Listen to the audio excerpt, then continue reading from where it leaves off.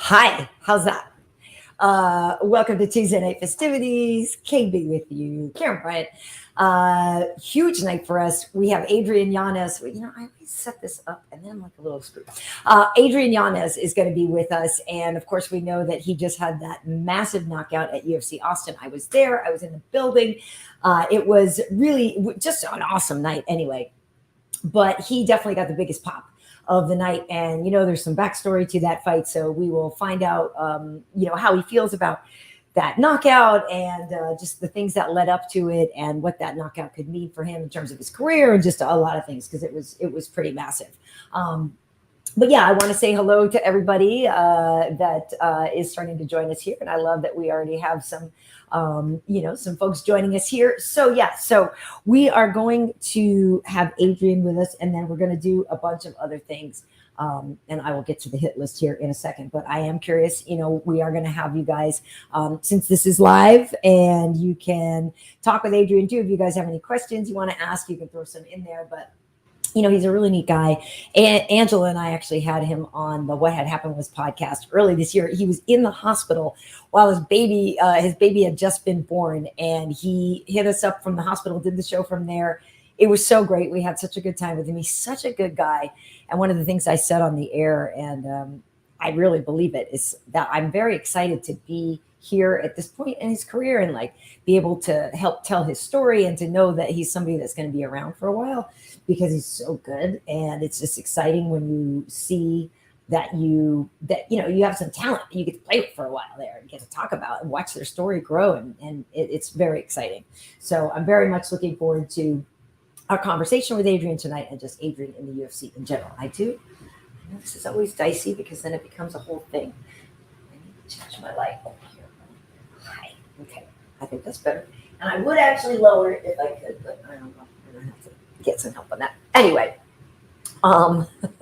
speaking of Tuesday Night speaking of What Had Happened Was, Angela and I had on Neil Magny this week on Sunday night. It was Father's Day. He has a couple of kids, so it was really cute to talk with him. And one of his little boys popped in for a minute or two here and there. But, Neil is in the co-main event this weekend against Shavkat, so we will get to that as well. But yeah, so I may as well show you what is going on. What up, Skate or Die? Hello, how are you? Oh, Tim saying I looking yoked. Yeah, coming for Valentina's strap. I wish. I'm trying. I'm just trying. I'm doing my best. So, but thank you. Hi. I'm doing great. Thank you so much. I appreciate you guys being here. Okay, so let me get to the hit list here, and I will tell you what is coming up on the show. And it's just a little bit funky something. Okay, here we go. All right. Here we go. Okay, so we are going to have that Adrian Yanez interview. We're going to have UFC Austin reactions because the whole night was amazing. We had 9 finishes. We are going to do something new called Chidi's Choice about the fight this weekend, Tsarukyan versus Gamrot. Chidi, just for those who don't know, Chidi is my daughter's bearded dragon lizard. And for those, if you follow hockey, how there used to be that maybe still around, the octopus that would kind of predict the Stanley Cup and stuff. I figured we were going to get Chidi involved in the fight game now. So Chidi's Choice is going to be something that I want to start doing here every week with Chidi, the bearded dragon, and we will see who he picks for some of these fights.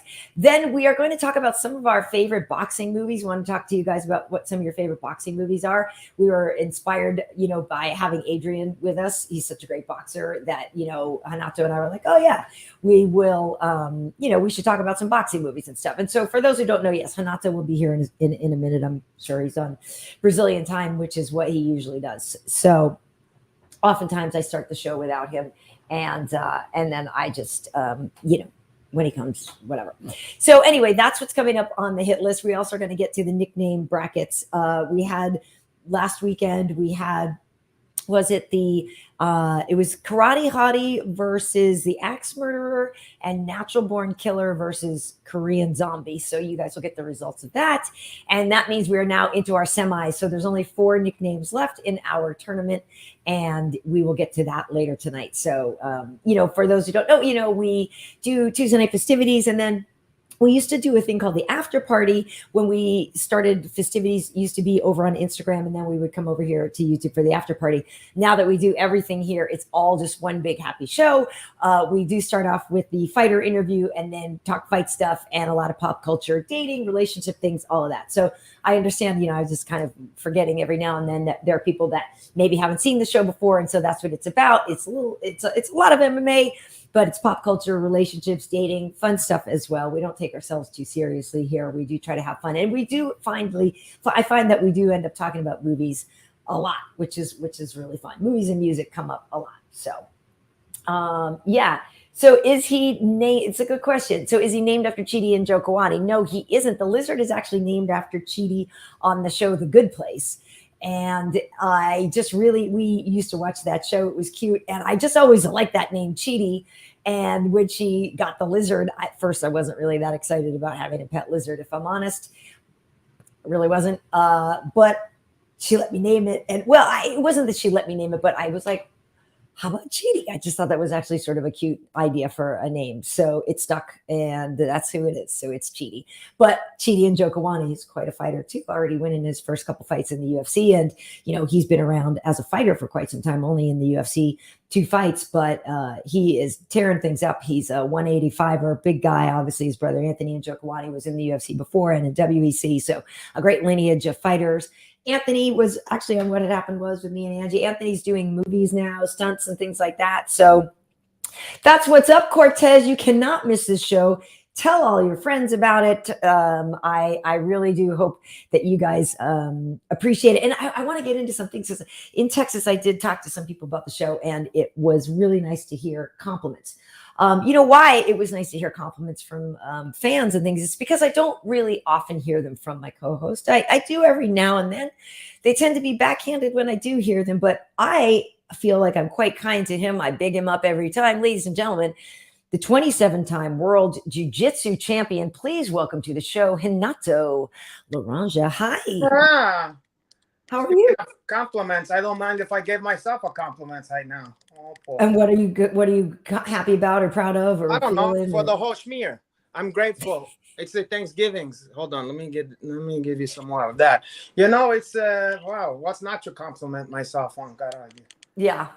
Maybe. So the humility is still, I see, top notch. Yeah, you see a lot of humility in the air. I sweat, but. That's why but he helped the girls, God. It does. So, it's funny because I got a zhuzh mine and I got a zhuzh, but I have a tear in my fingernails. So every time I go to zhuzh mine, I'm like, oh, like that's what they call those. That's naps in there. You have naps.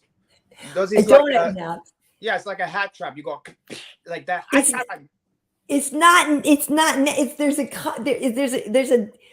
There's a split in my nail, so when I zhuzh it, the hair goes right in and it gets stuck. That's because you can't zhuzh that kind of hair. That's like, you ever used to watch Martin? He would say about Pam. She have those buckshot back there. The BDB. He said the BDB. He called her. Now come on, BDB. You got Oh, hey, look, here's a belated Happy Father's Day to you, Hanach, from T.O. Father's Day. How was your Father's Day? It was miserable, like every year. Father's Day for me is like a Remembrance Day. It's a solemn occasion. It's not a time it's not a time for rejoice. It's a time to remember those who have fallen, those who have fallen by the wayside from its support, those whose life was cut short by too many fucking kids, boy. I don't know, because I disagree. I feel like fatherhood to a lot of people is a very satisfying thing. For who? For a lot of I know a lot of people that feel that way. They're very happy to be a father. Why is it satisfying for him? What is some of the benefit? You have somebody there that you can teach and impart your wisdom to. You have somebody who can go get a cold one from the fridge for you when you're watching the game. You have somebody that loves you. You have somebody that, it's your friend. You can go fishing with and play baseball, do whatever. It's your. I can go fishing and play baseball with my buddies or whatever. I don't need to make a kid that look like me, like a shitty version of me, who is weaker, slower, don't have a great vocabulary, who is inferior in so many ways. I don't quite understand why you feel that your progeny would be inferior. If anything, most people feel like they're making like a greater version of themselves, and that's why they like having them. If anything, sometimes people go overboard and try to remake themselves in the kid, and like because they think the kid is going to be better. It takes 18, 20 years for the one to get to be even the size to compete with your Uncle Henach. And it's going to take how many years for that one's noodle to reach the same level of understandings. So it's like, it's almost like I'm a black belt and I got to be surround myself. I'm going to make a bunch of white belts and surround myself with white belts. I'd rather surround myself with a black belt and black women, porra. I don't need no fucking white belts. And then who I have to pay rent. I have to pay home and board. I have to spend time. I have to listen to the problem. But health insurance. It doesn't feel like an obligation. Galoshes. There's love. Diapers. Did you forget? You haven't. I haven't heard you mention love at all. A lot of ones that I know, they go, "I hate you, Dad. I hate you, Mommy," or whatever. Or they go, "I want this. Caralho. I want these. You didn't got me the latest this, that, and the other stuff." How many times they tell you they love you and they get you a cold ones and stuff like that? They mostly asking for shit, porra. I was wondering if I could have, and then the mommy is want some shit too. Wow. I mean, what's in it for me? A chai on Father's Day, a chai combo with some mittens or something like that. And that Carvel cake, the whale of a dad. The fudgy, the whale. Yeah, Thank you for bringing that back. Because honestly, I said in the comments, I used to look forward to that every year, and I loved it. Carvel's a New England thing. Like that brought back a lot of nostalgia. Carvel is a New York thing, porra. But it's East Coast, okay? I thought it was New England, but anyway, yes. You thought so, but you thought wrong. Now I'll tell you about Chum Carvel. Intended for me to get a fucking Carvel, the owner, the guy with the voice. That's a charm Carvel. Yes. Okay. And I always wanted a Carvel cake. And you think with all the fucking children I have, one of these years they would have gave me the Fahaji, the whale of a dad cake. Not once, porra. Not once. I just loved. Is that a phrase people use? Oh, hey, keep an eye on. Hey, if I do have any audio problems, this cord kind of goes. It seemed fine so far. It does. Thank you, but I don't want to say this, but it kind of goes in and out. And wow. But yeah, no, the fudgy. I love the homegrown element of that. Yeah. And the fact that he's doing the voiceover is so beautiful. Always did the voiceover. Always. I know. Now, basically. The concept is it's a whale of a cake for a whale of a dad. Right. And he said, Fahaji, the whale. And someone made a good point. They said, well, okay, but what about for Juneteenth? And I pointed out to the guy that I said, Fahaji, the whale, is African-American. So he covered that one. You have Fahaji can be for both. Can be for, you can say have a whale of a Juneteenth. Okay. Because the is black. Okay. Well, I'm gonna change gears a little bit, but building off of that, a lot of time, Renato, when people don't want to swear, they'll say "oh fudge" instead of the F word, right? Well, at the end of our next guest fight, there was no fudging. Yeah. There was the real deal, the legit things. This is after this man dropped some bombs, and got the biggest pop of the night. He went into this fight with, a lot of fan support, and he absolutely delivered. This guy is a superstar already, a superstar in the making. I'm such a fan. I'm so glad to have him here.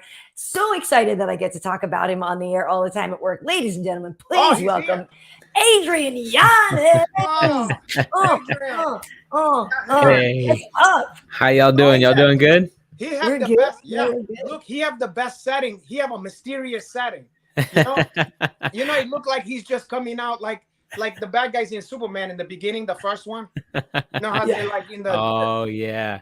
Yeah, or you look like, what's that one from the fucking Death Hall? You remember that SARS thing with Death Hall happens? You know, it have like Suge Knight, Yeah. Tupac, Oh and yeah, just a photo. fucking Yeah, I And got it's you. Snoop Dogg. just Yeah, that, Yeah, right. yeah, Carayo.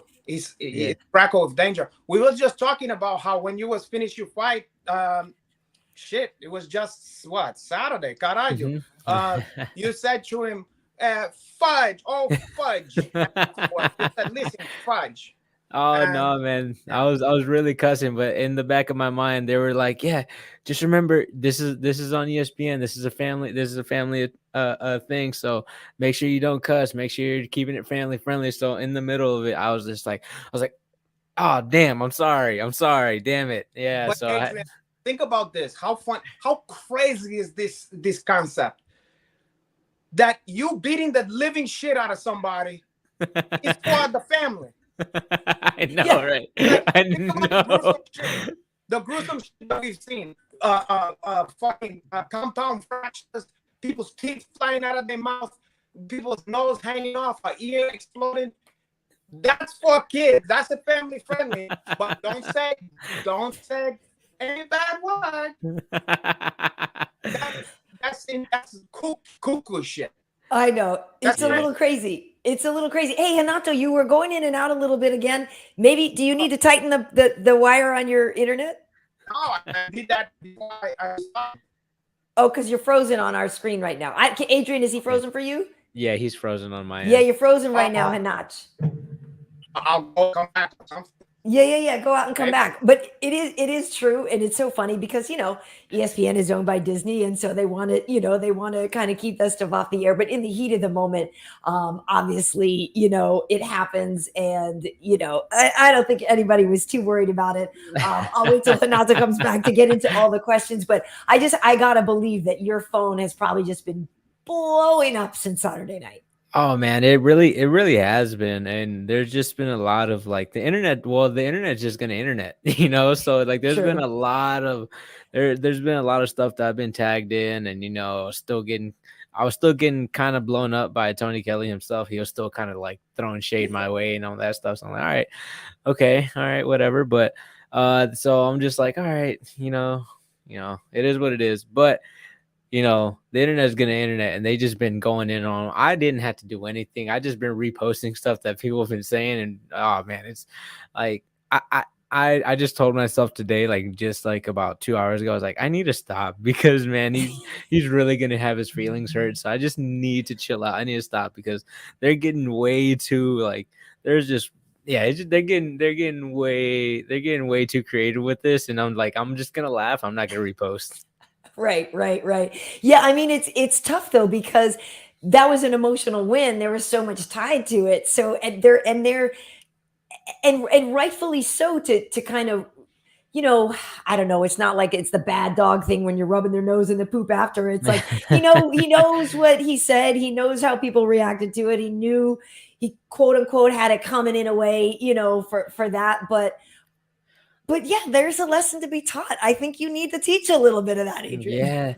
Yeah, no, like the crazy part was is that like during the whole lead up and during like the couple weeks for training camp, and like I'm doing interviews and people were asking me about it, like I was saying my piece. I was saying my Mhm. piece and everything, and I guess he didn't like what I was saying. I cut him slack. I was like, bro, I get it. Like, you're in there, you're cornering your girlfriend, and like Yeah. she's getting punched in the face. Of course, you're not gonna like that. And of course, like, in the heat of the battle or heat in the moment, like you're seeing your girl get punched in the face, you're gonna say some stuff that you don't like. Shoot, I still look at him sideways, so that's the first thing he goes to. But still look at him sideways. But I get it. I get it. But he didn't like how I was saying in interviews that I'm still looking at him sideways, just because I was like, bro, I did cut you slack, but it is what it is. And then he, starts saying I'm talking shit, says it in a bad sense, calling me the wish version of Mazardon. On then whenever we get into weigh-ins and everything, he like gets in my face, and I start going after him. And then at the end of that ceremonial weigh-in, backstage, we had another confrontation. Well, And we're like, yeah, so like he's talking shit to me, and like the security's trying to back us up, and then we're like, no, we're gonna talk, and we shook hands, and then all of a sudden he goes, he goes, I'm coming for you, boy. And I'm like, that immediately just set me off. Immediately set me off. And I was like, dude, I'm just going to knock you the fuck out, man. I'm just going to knock you the fuck out. And he got mad. He got pissy and he just walked off. So I was like, all right, whatever, dude. Am I here, by the way? Yes, yes, you are you're here. here. Oh, Yes, okay. yes. Okay. I you never know. Yeah. I missed you was talking about you brought it up before I had a chance to say it. The wish must be done. That shit had me dying for her. Yeah, man. I get it, man. 100% get it, man. It's funny. I find it funny.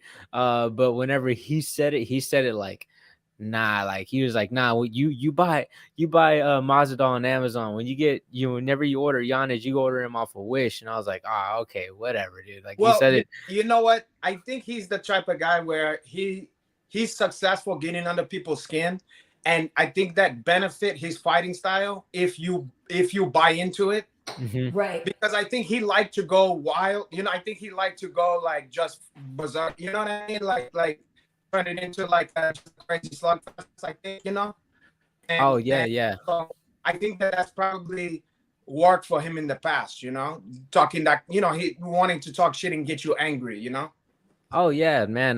She was just using it. I was like, man, I'm just waiting. I'm just gonna wait for my moment, and I'm gonna get him, man. To the point where he actually was even talking shit during the fight, man. You can look in there in the fight, and then there's a moment where he starts getting a little bit more active, and he starts talking shit, and then I started coming back after him. I hit him with the check hook, and after that check hook, he kind of shut up. Well, he got hurt. Right. Well, that take the wind out of yourselves. That take the hot air out of there. Yeah, man. Well, yeah. What he's saying, God knows now.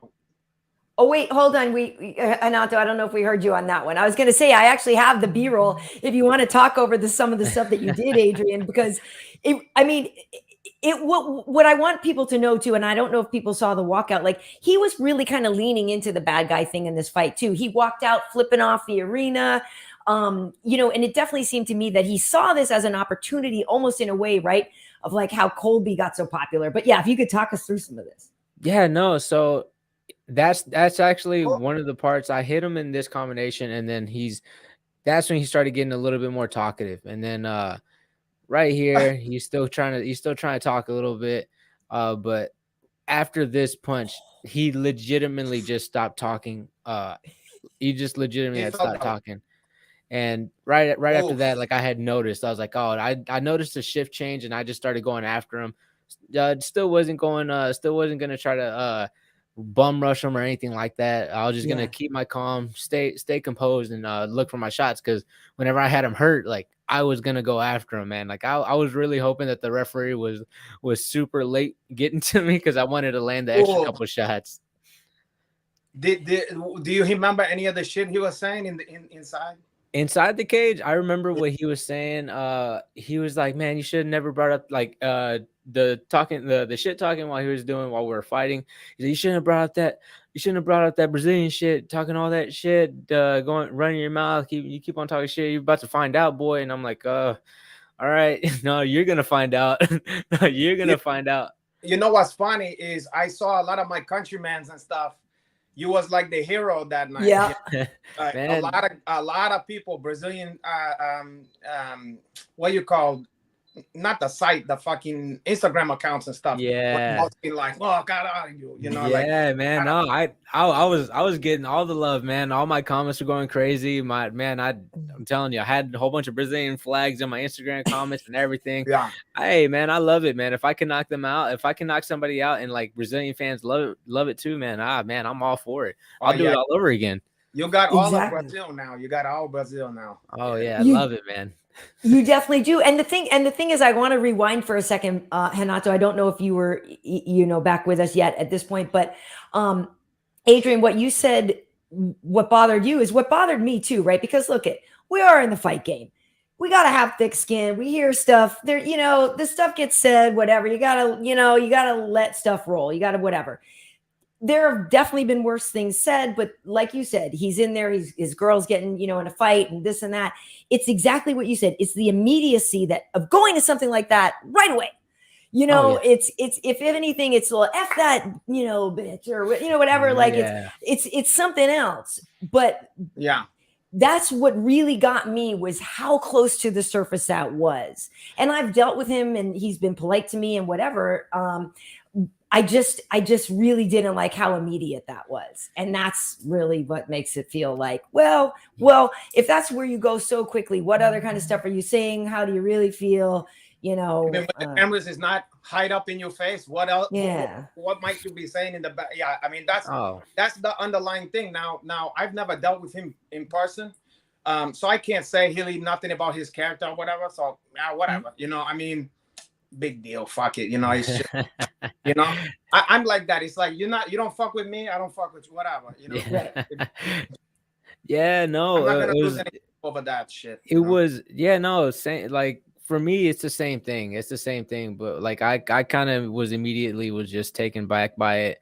And then honestly, he's like I've been seeing some Instagram comments, like, because he's been talking shit and people have been screenshotting some of the stuff and been tagging me on Twitter, and like he's starting to get towing the line a little bit, man. And I'm just like, oh man, I don't know. Before or after the fight? No, this is after. He said Tony's still jawing at him after the fight. He's still jawing at me, and then like I'm like, I can literally go back and see what people have been mentioning me, and like they have photos of what he's saying in Instagram comments, and I'm like, dude, you know what? I'm gonna leave this alone, because if I like, I know if like we just happen to cross paths again, I'm not gonna get paid for what I'm about to do to you, man. And like, you already passed that level, like the video game. You already beat that one. Now you're to the next shit. Yeah, that's exactly it, man. So I was like, yeah, no, I see what he's saying. He's being an idiot, and you know, as much as I would want to be, you know, give me that rematch, you know, he's not worth it. He's not absolutely not worth it, man.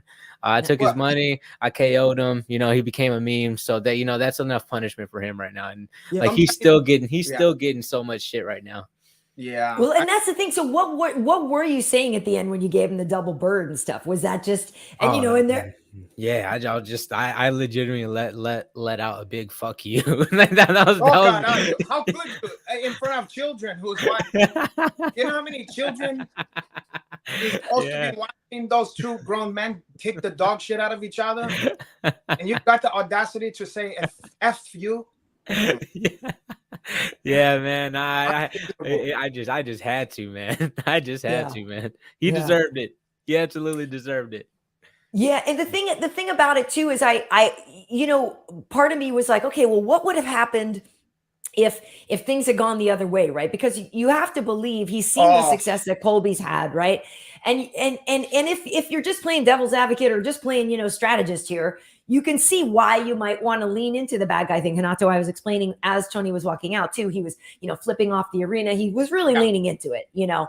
So I could see how he might think, you know, he can kind of get some of that same thing. But, you know, Colby also had the Trump thing. There's a whole other machine that was with it too. Like Tony doesn't have the same thing going on to be able to capitalize on that. You can see though, in a way, doing that is kind of smart, because he knows they fucking hate him, and he knows that he's in enemy territory. Like they love Adrian Yanez. Okay, they love that's their prodigal son or whatever. Right. So now they're already gonna boo you anyway. So you might as well pretend that you like it. Yeah. You know what I'm saying? Like, if you almost like this, like there's a quote, I can't remember who said it, but they're saying like stand-up comedians become comedians because they want to control why people laugh at them. That makes a lot of sense. Oh, yeah. You understand? Yeah. Because if they're gonna laugh at you, it might as well you beat them to the punch. Like, I'm gonna show you what I want you to laugh at me about. That makes a lot of sense. Yeah. You're always thinking for her. Oh yeah, no, but for sure, man. But he definitely doesn't fit that description at all. Because he's been everybody's been getting after him. He's been responding to everybody. He's been hurt. His feelings are super hurt right now. So he's definitely not that guy though. No, I'm just saying for him to go out into the I'm not saying he's a comedian, whatever. I'm just saying the strategy. If you know they're gonna fucking boo you and throw tomato, to go like this. I love it, instead of Right. to go like, oh fuck, you know, like you might as well. They're gonna. You do might it as well anyway, lean into so it. I agree. I Pretend that it agree. don't bother you. Pretend that you love it, even if you don't. You know. But yeah, but this guy Elmo is saying that thinking, yeah, what a dummy, still talking smack to you after you knocked him out. Like that is the one thing that is a little odd to me. It's like, well, Yeah. you said Colby Covington. Okay, so that's a page out of his books. I guess, yeah. He could get, wiped out by Usman and then say that's fake news or whatever afterwards. And then it's like, it's frustrating because you just beat the guy and you're like, fuck, I guess I can't beat this fucking guy because he won't even admit it, Oh Right, man, right. You Man, don't get the satisfaction. yeah, but he's 2-0 right now. He lost against me, and then he's lost against the internet just now. So he's fighting an uphill battle right now. I'm surprised he's not coming on here now to talk. He might be the fucking. He might get the one thing. Like I said, I've dealt with him a little bit here and there, and he was like polite to me or whatever. We're on the job. So I didn't know, like I didn't expect that. Obviously I know a little bit about Andrea's back history, so I kind of have a little bit of an arm's length thing with that. But Yeah. it is what it is. But yeah, it was. You like you said, Renato, like all of Brazil loves you now too, right? And so for you though, like in terms of not only was that an important knockout for the people, right? It was like a people's champ moment, but how do you actually feel about your actual performance, right? Because your boxing is so good. You're such a great striker. You have such skill and you flow, right? Like you can just see you're feeling it. You're in the zone, like you just own it. So how do you rate your actual performance in the fight? Oh, honestly, like I judge myself very harshly, and I should have been firing off a little bit faster than what I started off at. It's like we drilled everything. We drilled everything that he was gonna do, and we drilled it to a T. And everything that I saw in there, I had already seen it in training camp. So it should have just been like, instead of me taking 2 minutes, it should have been like, 30 seconds in, it's like, oh, he's doing exactly what we done this whole training camp. So it should have been just firing off immediately, but I took 2 minutes to even get going. So like, yeah, I am a little bit harsh on that. So like I should have started off faster. That's my biggest thing, and I should have done it a lot cleaner. So yeah, there's some stuff I look at and I'm like, I could have done a lot of things better, but I'm just happy that the performance was still good. It was still good to me. Oh, yeah, it was. We enjoyed that one, but I think. Do you think that you warming into it? Oh, you're putting that back? Yeah, I'll play it again. Go ahead. Do you think that you warming into it had anything to do with the fact that if you lose to this guy, you're never gonna hear the end of it? So you gotta wanted to make sure you don't slip on a fucking banana peel. Man, honestly, a part of it might have been that too. But I was also kind of just like, I had to kind of be a little bit more patient, just to see. I kind of wanted to see what he had too. Like there's a lot of me just being like, I kind of want to see what he got. So I kind of want to see what he wants to do. And even just from the beginning, like he let me control the center so easily, and he's usually the guy pressuring forward. He tried to do a little bit. You remember, like he tried to throw a flying knee at one point, I think, and then there was one exchange where he did that one time where he came and just blitzed you. Yeah. Towards the cage. And I don't even remember how that he's off, but you was ready for that one, Oh yeah, no, as soon as he started charging forward, I just kind of took steps back, circled off the cage, and got back right to the middle, and then he threw a punch, and I threw a punch back, and then I just sat down on a combination, and the finishing sequence started. Well, that's what I find so exciting about you, is that you throw combos. You very rarely throw a naked punch. I mean, obviously you got a jab, a rangefinder type thing, but you're a combinations guy. And that's why it's so exciting, because it's always at least three. It's and you'll give a little something on the way out, and it's just, that's where I really feel that you see the difference between you. That's what boxers do, Well, that's in his DNA. His father was a Golden Gloves champion. Oh yeah, man. honestly, like, because growing up, I'd watch boxing, so it was just one of those things that, like, that I would look at what they do, and I would always want to emulate them, you know. So, you Who was your know, guys? Who was your my favorite guys? my favorite boxer, especially growing up, was Manny Pacquiao. Manny Pacquiao was like my greatest. Yeah, just seeing how he was so ferocious in the ring, and then It like was. Yeah. going in and hitting with power, putting people down, and then right after the fight, like, see, yes, you know, he good fighter, and just being so like that guy, and I was like, I love that, like, I absolutely love that, like, Yeah, he Well, had everything. man, Yeah. I was gonna say his strength and conditioning coach, Justin Fortune, is a dear friend of mine. I can take you to his gym. It's literally about 1.5 miles from my house. If you're ever in LA, I will take you over there to train with Manny's guy. It would be amazing because Justin is a former heavyweight boxer himself. He fought Lennox Lewis, but then he, you know, and Freddie worked together training Manny and stuff. And yeah, Justin's like a real good, like, dude. That'd Oh be awesome. man, absolutely. I'm taking you up on that. If I'm For sure. yeah, Please no, I'm do. taking you up. Yeah, please. Yeah, He's that like would a be an superstar honor. in his country. He's like you can't even compare something that he is in his country. Maybe Renato Laranja in Brazil, but you know, he's like he's everything. He's like an actor, a singer, you know, a product guy. You know, he's everything in the world. Wasn't he running for office even? That's true. Man. He might be president one day of that country. I mean, Man, he does it all. He does it all. I love it.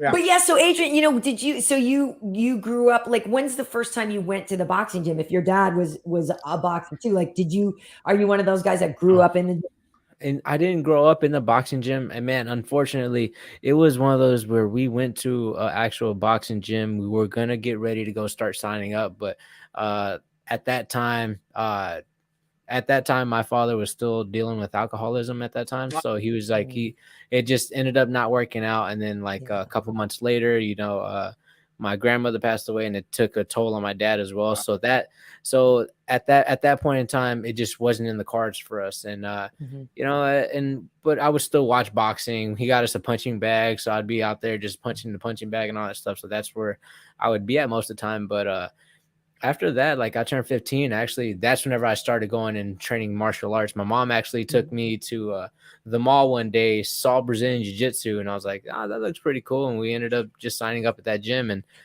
so Brazilian Jiu-Jitsu is really my first martial art. There you go. But I did do a little bit of boxing with my dad whenever he wasn't working. So, yeah, like, I do consider Brazilian Jiu-Jitsu my first martial art, since I was like legitimately doing that 5 days out of the week. You know, right after school would be there.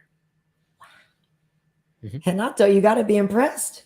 I'm very impressed. I always love that when somebody's base is jiu-jitsu, you know, because that's why the Brazilian love you so much. They I love it, man. I love it. For us, you know, and I know it was emotional for you. You have your coach passed away, and I feel like, you know, is that a thing that you carry with you every time in the fight? Like, is that how much do you think about honoring him? Like, how much of a part of your camp, in a way, like, is his spirit still? Man, honestly, I still do a lot of the things that he shows us, and he showed us. You know, it's like, because the structure of our training camp is essentially the same. Like, it's legitimately like Monday mornings we're doing stand up, and then the hour right after that hour we're doing some type of MMA drilling, whether it's wrestling, jiu-jitsu, or whatever. Then on that night we spar. Tuesday morning we're doing strength and conditioning, and then at night we're doing wrestling against the fence. We're doing like live goes, and then Monday is just like Wednesday, and Tuesday is just like Thursday, and then Friday it's a MMA drilling, striking. And then at night we just go over what we had, what anybody had problems with, and it's still the same structure. So it's like a lot of the things like so it's legitimately his system that we're still running. So it's like, it's not like he ever left the gym. So it's there. We're still doing everything the same. So cool. Man, that's another way I look at it. I'm like, man, I'm gonna honor him in this way, you know, still doing everything the way that he did it. And actually we get to add a little bit more, because you know, I've been adding I got Eve Edwards in my coaching corner, and Michael Chase for me as well. that's one of my guys, man. I've known Eves for years and years. I mean, since the very early 2000, whatever, you know. Oh, jitsu. Yeah, man. He's been a great addition. He's been helping me out. He's been teaching me a lot. So learning from a master himself. You know, he also trained with my coach as well. So it was so easy. It was an easy transition to start working with Eve. So like it was almost like you know, he knows what my coach expects out of me, and he's just like, all right, cool. Like I know if I need him to do something, he's gonna do it, no questions asked. So it's like it's just a super easy transition for us.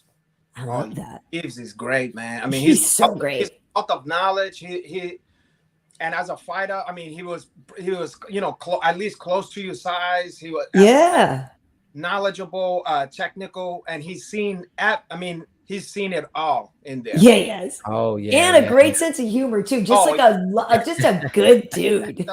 Yeah, I love that guy. Yeah, that's a lucky person to have in your corner. Yeah, caralho. I want to double check and make sure there's not any questions here that I'm missing. But Renato, you know, Adrian is a new dad. Junior was born not long ago, and so it was your first Father's Day this Sunday. How was that? Yeah. You know, it's actually crazy. I remember doing the show with you and Angela the day of that he was born. So that was it was literally the next day. No, was it? I can't remember. Yeah, because you were still in the hospital. It was. I think, I was in the hospital off my phone. Yeah, we just got moved to another room. So yeah, I remember that. But yeah, no, my first Father's Day, right after the fight, man. Right after the fight, I was I did all the press and I was like ready. I shot back to the hotel, and then I went to go to where my family was at the other hotel, and I just immediately, as soon as I seen him, like I grabbed him. I was just holding him, man. I just holding him tight because I was like, man, I just missed the little guy, man. He's like, how old is that guy? He's 6 months. He's 6 months. Okay. He's brand new, Renato. He's a brand new baby. Well, now I have a question. Do you guys live together or yes. you live with the mommy? Yeah, no, we got a house. We bought a house in October, and so we're living together. You still with the mom? Yes. Oh, well, interesting. I mean, a lot of time,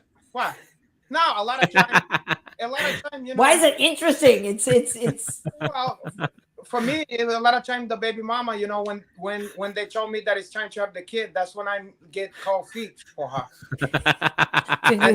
Maybe I'm gonna go on to, you know, FaceTime or something like that, but whoa. I give the little guy a hug or whatever when I see the one, like I toss all the hair, but then oh man. But you're moving in the whole schmear. Luckily, you know, some people are have a different approach to family. That's a big step, moving in with the kid. Oh, poor.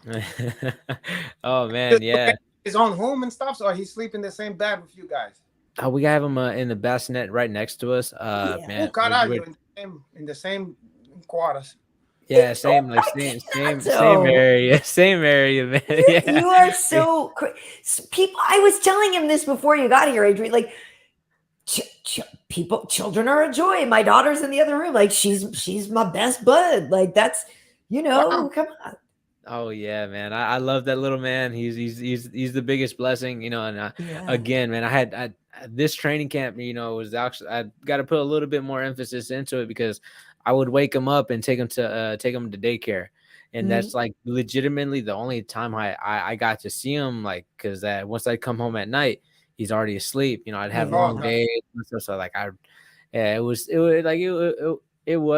bothering me because I was like, man, like the only time I get to see my son is in the morning. Anytime I get to have any interaction was in the morning. So I was like, it would be bothering me. But on the weekends, I'd be able to be with him and all that stuff. But like, man, I'll just like these past 2 days, like I didn't go to the gym. I just been at home, like, and just like picking him up from daycare, like has been a new experience for me because I'm just loving it and all that stuff, you know, and getting the little bit extra time. And I can tell just by looking at him, he sees me a little bit more often. He's a little bit more happier, you know, when he sees me. So I think that's pretty cool too. He's like doing little things here and there, you know. It's been fun. I love it. That's sweet.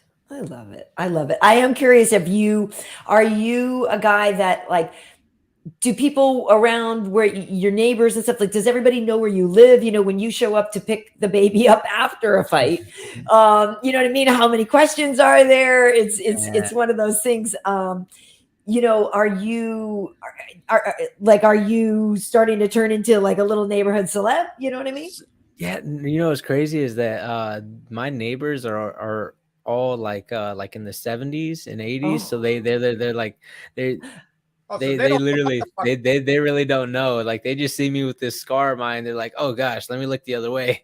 So, but Every abuela's like, wait a minute, right? no, Yeah. there's They something just wrong think you here. are like a thug. They think you get Yeah, Right. yeah. But then they see me carrying the little baby, and they're like, oh my goodness, a little baby. or at least you have a baby. Yeah, no, the actually the daycare, whenever I go drop him off, there's the older lady that takes him to his room, and she's the sweetest old lady in the world. And it comes up to me and she's like, you did your thing. And she looks at mine, and I was like, well, you know, it's a part of what you do, you know, it's a part of what you do. I get it. And she's like, oh no, how was he? And yeah, we go through the whole spill, but yeah, they come up to me and they're like, you know what? We never would have guessed you'd be a fighter. You're so sweet. You're such a sweet guy. You're like, Wow. we never, like, you tell us, like, when you look at your eye, we just would have thought you got jumped or something, but you know, you actually go out there and fight. And I was like, oh yeah, no, thank you. I kind of get that a lot. So Yeah, because people think fighters have to be these crazy people that's like brutes and walk around Right. tough guy shit. But most of the fighters, it's like they get that out in the trainings and in the fights and all that. It's like the last thing you want to do is start, you know, getting into street fighting stuff. You know. oh yeah, For no, sure. Well, don't listen, want to do that. Joey Oh, the goat. Renato is saying, Adrian, you the goat. Is it the goatee? Is that what it is right there? Is that what it is? Don't underplay your brother, my brother. Tim Klingbeil's calling you Adrian the Nigerian Nightmare, Yanez. Which is pretty funny. But yeah, no, it's exciting to me because, and I said this on the air, and I totally wholeheartedly mean it, that it's fun for me. I feel like your fight with Randy Costa was the first one where I was like, oh, this kid's a star, you know, and we had the whole Dr. Pepper thing versus Reese's, and you already had something to make people care. And then you guys throw down like that. Like I don't know if you studied other fighters or whatever, or if it's just all your natural essence or whatever, but whatever you're doing, it's working and it's great. And so like to show up, to have something to say, to have a fun personality, and to be able to throw hands like that is so exciting. So, you know, we were talking at work. One of the questions was like, hey, is anybody on this card going to catch up to Cowboy with the amount of fights that he's had in the UFC? And everyone was like, no, nobody on this card could do that. Nobody on this card could do that. I was like, I don't know, man. I was like, there might be one guy, right? Because I do think if you're able to have these fights like you were with Tony, where, you know, you get a little bit, but you don't take too much damage. Like you do seem like a guy that could keep a pretty active schedule, you know, young, ready to go, and really kind of make your mark pretty quickly. Is that your plan, or how do you sort of see your UFC career mapping out? Yeah, no, I ever since I got into the UFC, I tell myself that my last, like, I want to stay in the UFC for a very long time. Like I listened to Michael Bisping a long time ago. I think he was on the broadcast saying, is like, a lot of people, they just get to the UFC and they're just so excited that they just got there, that they're only there for so long, then they're cut. And then they're so excited that they were a part of the UFC. I don't want to be just a part of the UFC. I want to be in the UFC for a very long time.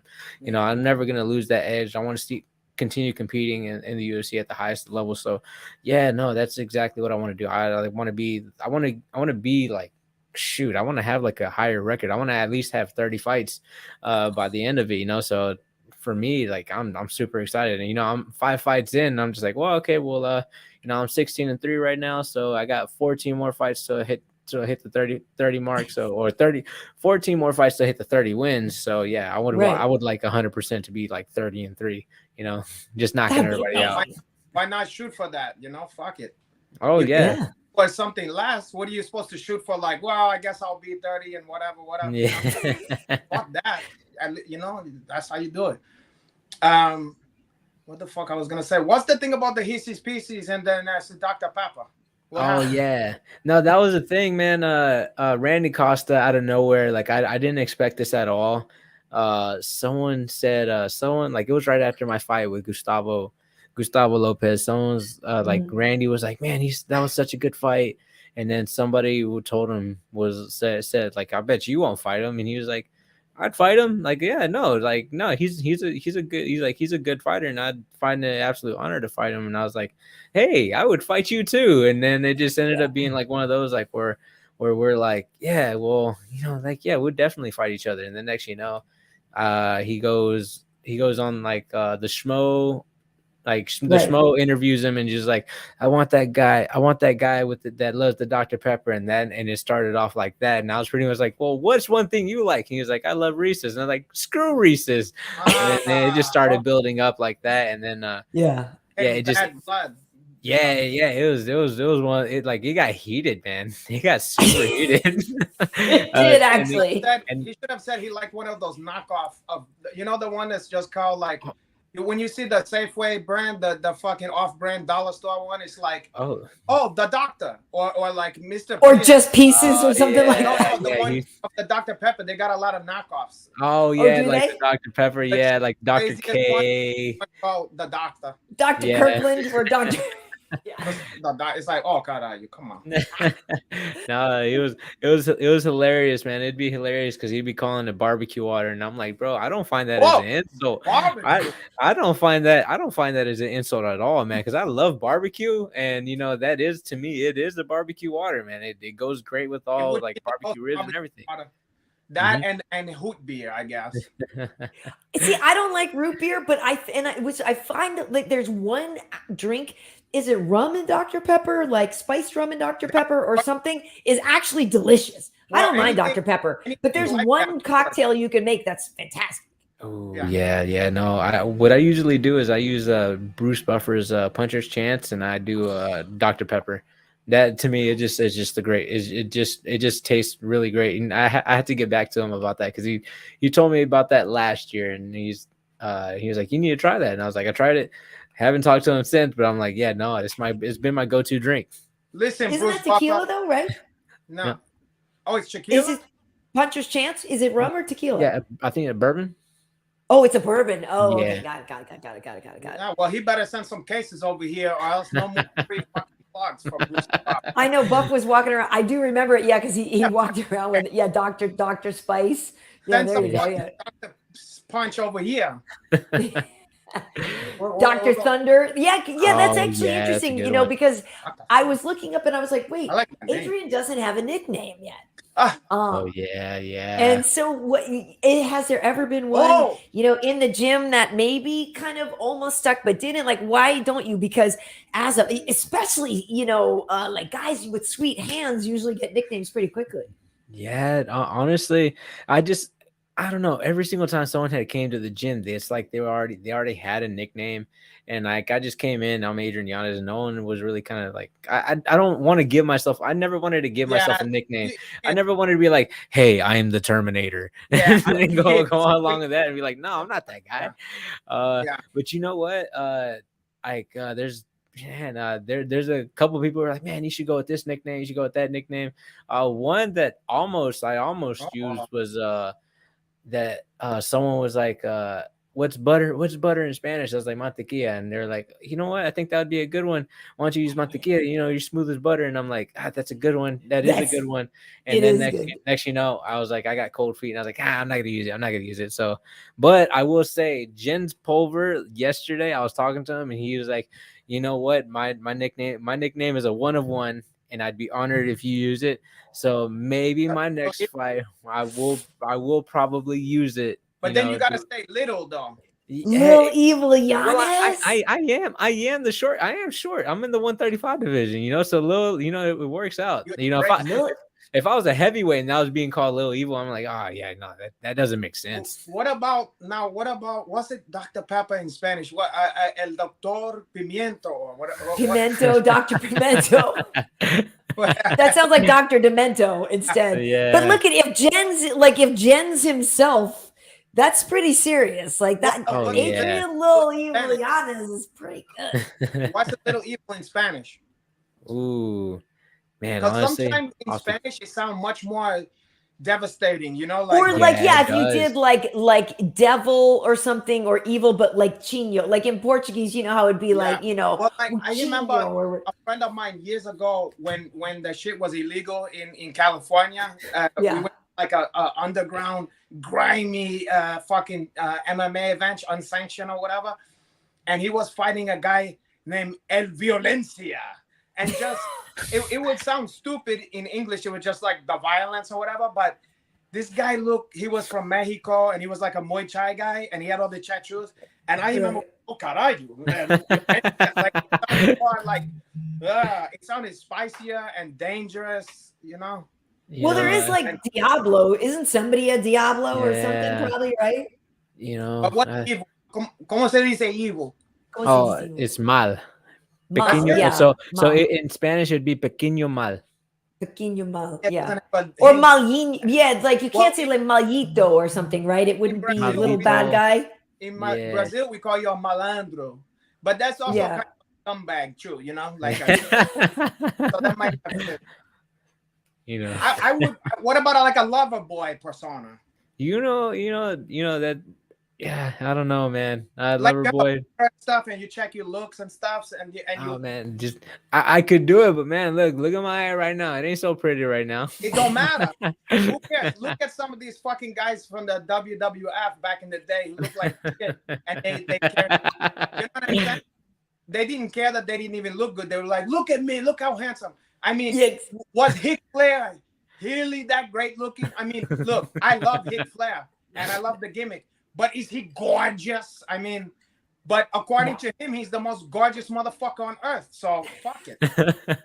Was Adrian Adonis that good look? Adrian Adonis. Wait a second. See, Wait. And that's my brain goes more to Adonis Yanez. Oh! Adonis Yanez. Adonis Yanez is pretty good because I was gonna say mine would be like drops bombers Yanez, like like something that rhymes, like something that rhymes with Yanez or Adrian, are you familiar with Adrian Adonis? Oh no, He I'm was not. a famous WW back when it was WWF, and his whole gimmick was he was just the most gorgeous thing on earth. Okay, he had like curly blonde hair, but he looked like shit. But his whole thing, he was so fucking gorgeous, like just like oh. And Adonis, he was Adrian Adonis. Imagine Adrian Adonis Yanez. Oh, porra. it's not bad. I should be part of your purse next for this one. Oh. It's not bad. It's not bad. But I feel like Oh. your nickname would have to do more about like your fight style. Yeah. And that's why like it's more about throwing hands, dropping bombs. It's more about that kind of thing, don't you want know. another man's nickname, though, porra. You never hub another man's hubbard. Even if they ask you. Man, how many Hands of Stones are there, man? The original Hands of Stone was But that's what I mean. Like, Yeah. it's almost like, come on. I mean, if you see a Hands of Stone now, you go, yeah, but there's one Hands of Stone. You know what I mean? Yeah. Lineker did pretty well with it. But still, listen. But he did yes, pretty well, he was but Mal it's de not saying Piedra. Stone, Yeah. Who you think they're talking about? No. Oh, They're me? talking about I'm always thinking. Roberto. Oh, Roberto about Duran. Hand. Yeah, that's immediately who I think of every single time. Yeah, of course, because he's the one. Mhm. He's the only one. Well, something will emerge. And I agree with you, though. You don't walk in and give yourself a nickname. Like, it has to be something that emerges naturally, organically.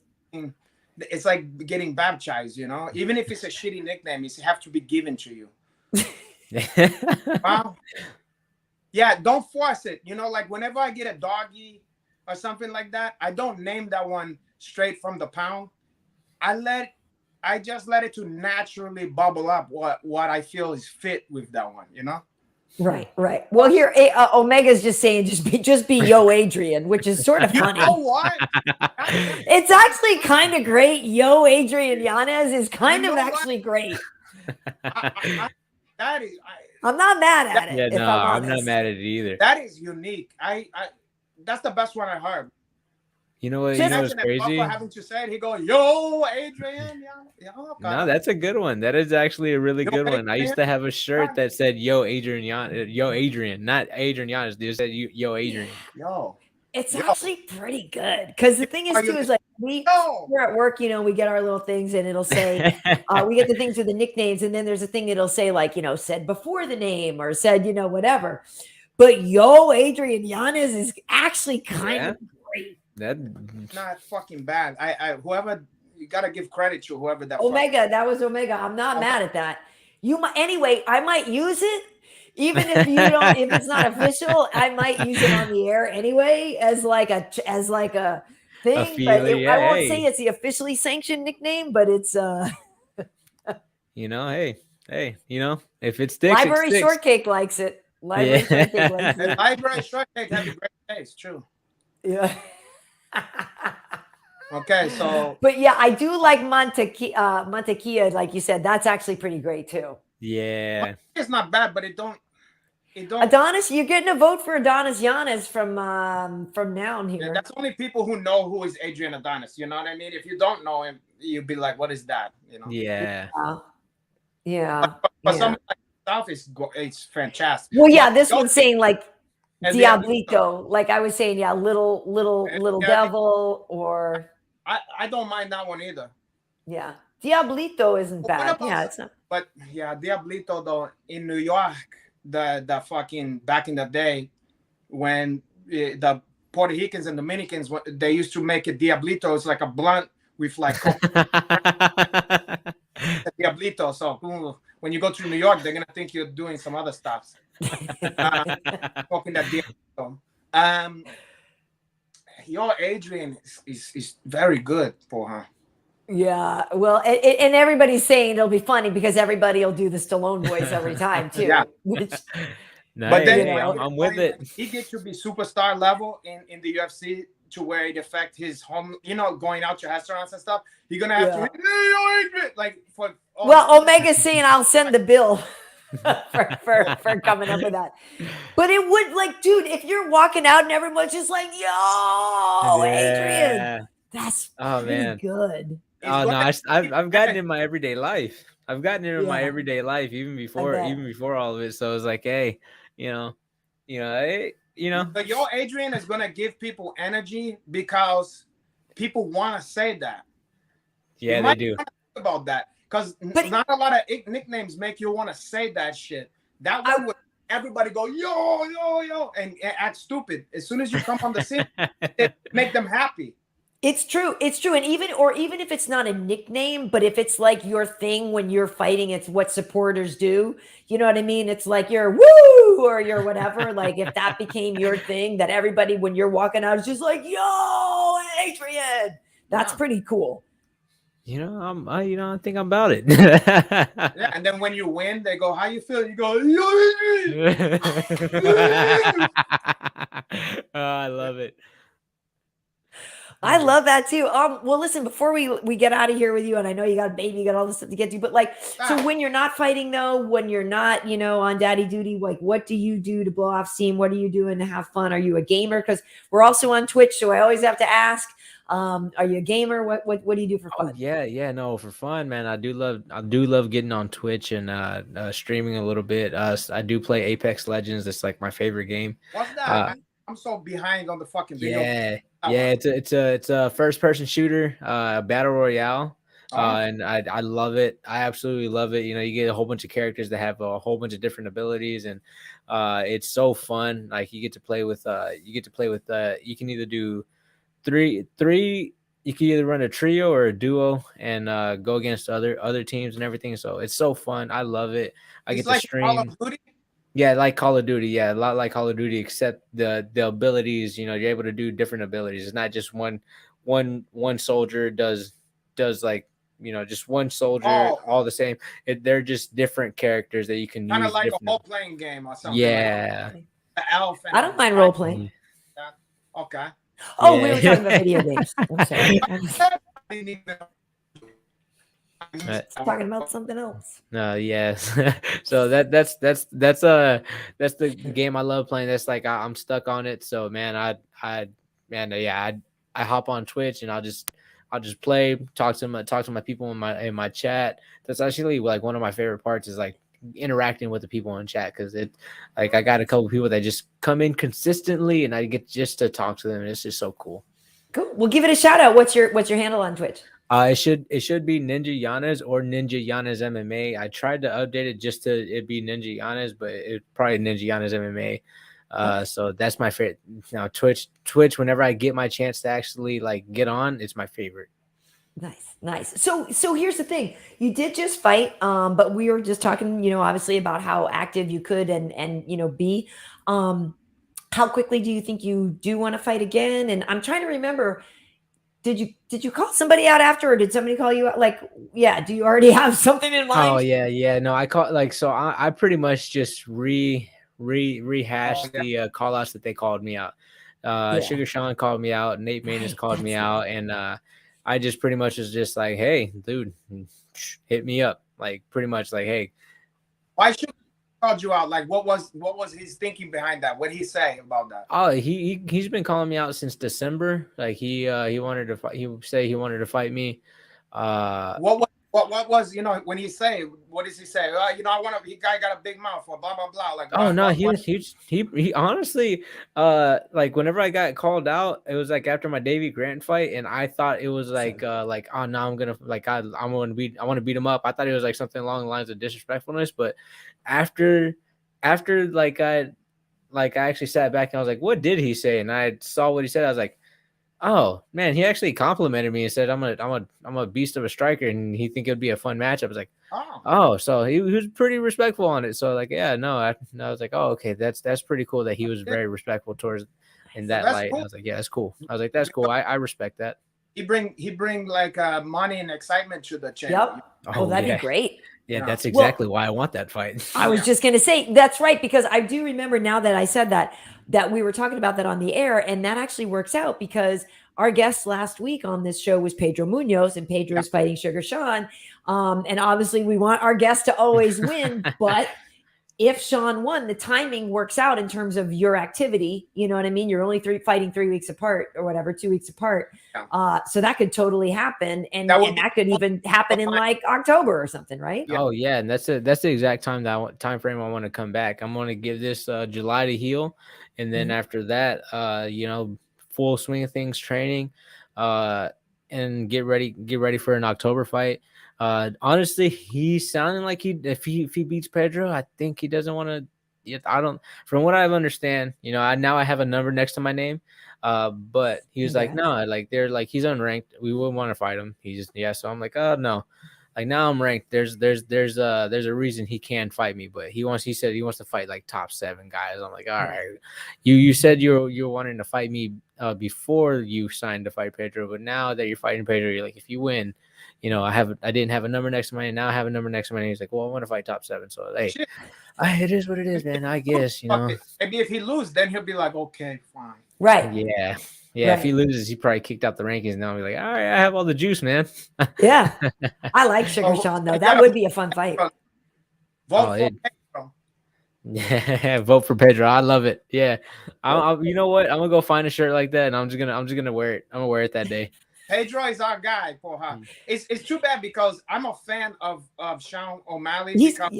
I like fun fighters. I like people who is exciting and fun.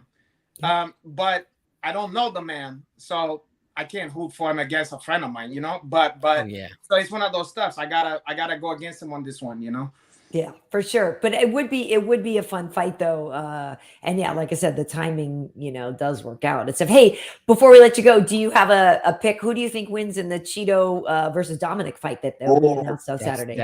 That one's tasty. And that's an absolute good one. That one, I believe if that's 5 rounds. I know Cheeto is a slow starter, but also Dominic Cruz moves so much. He's just he's really phenomenal, like with movement.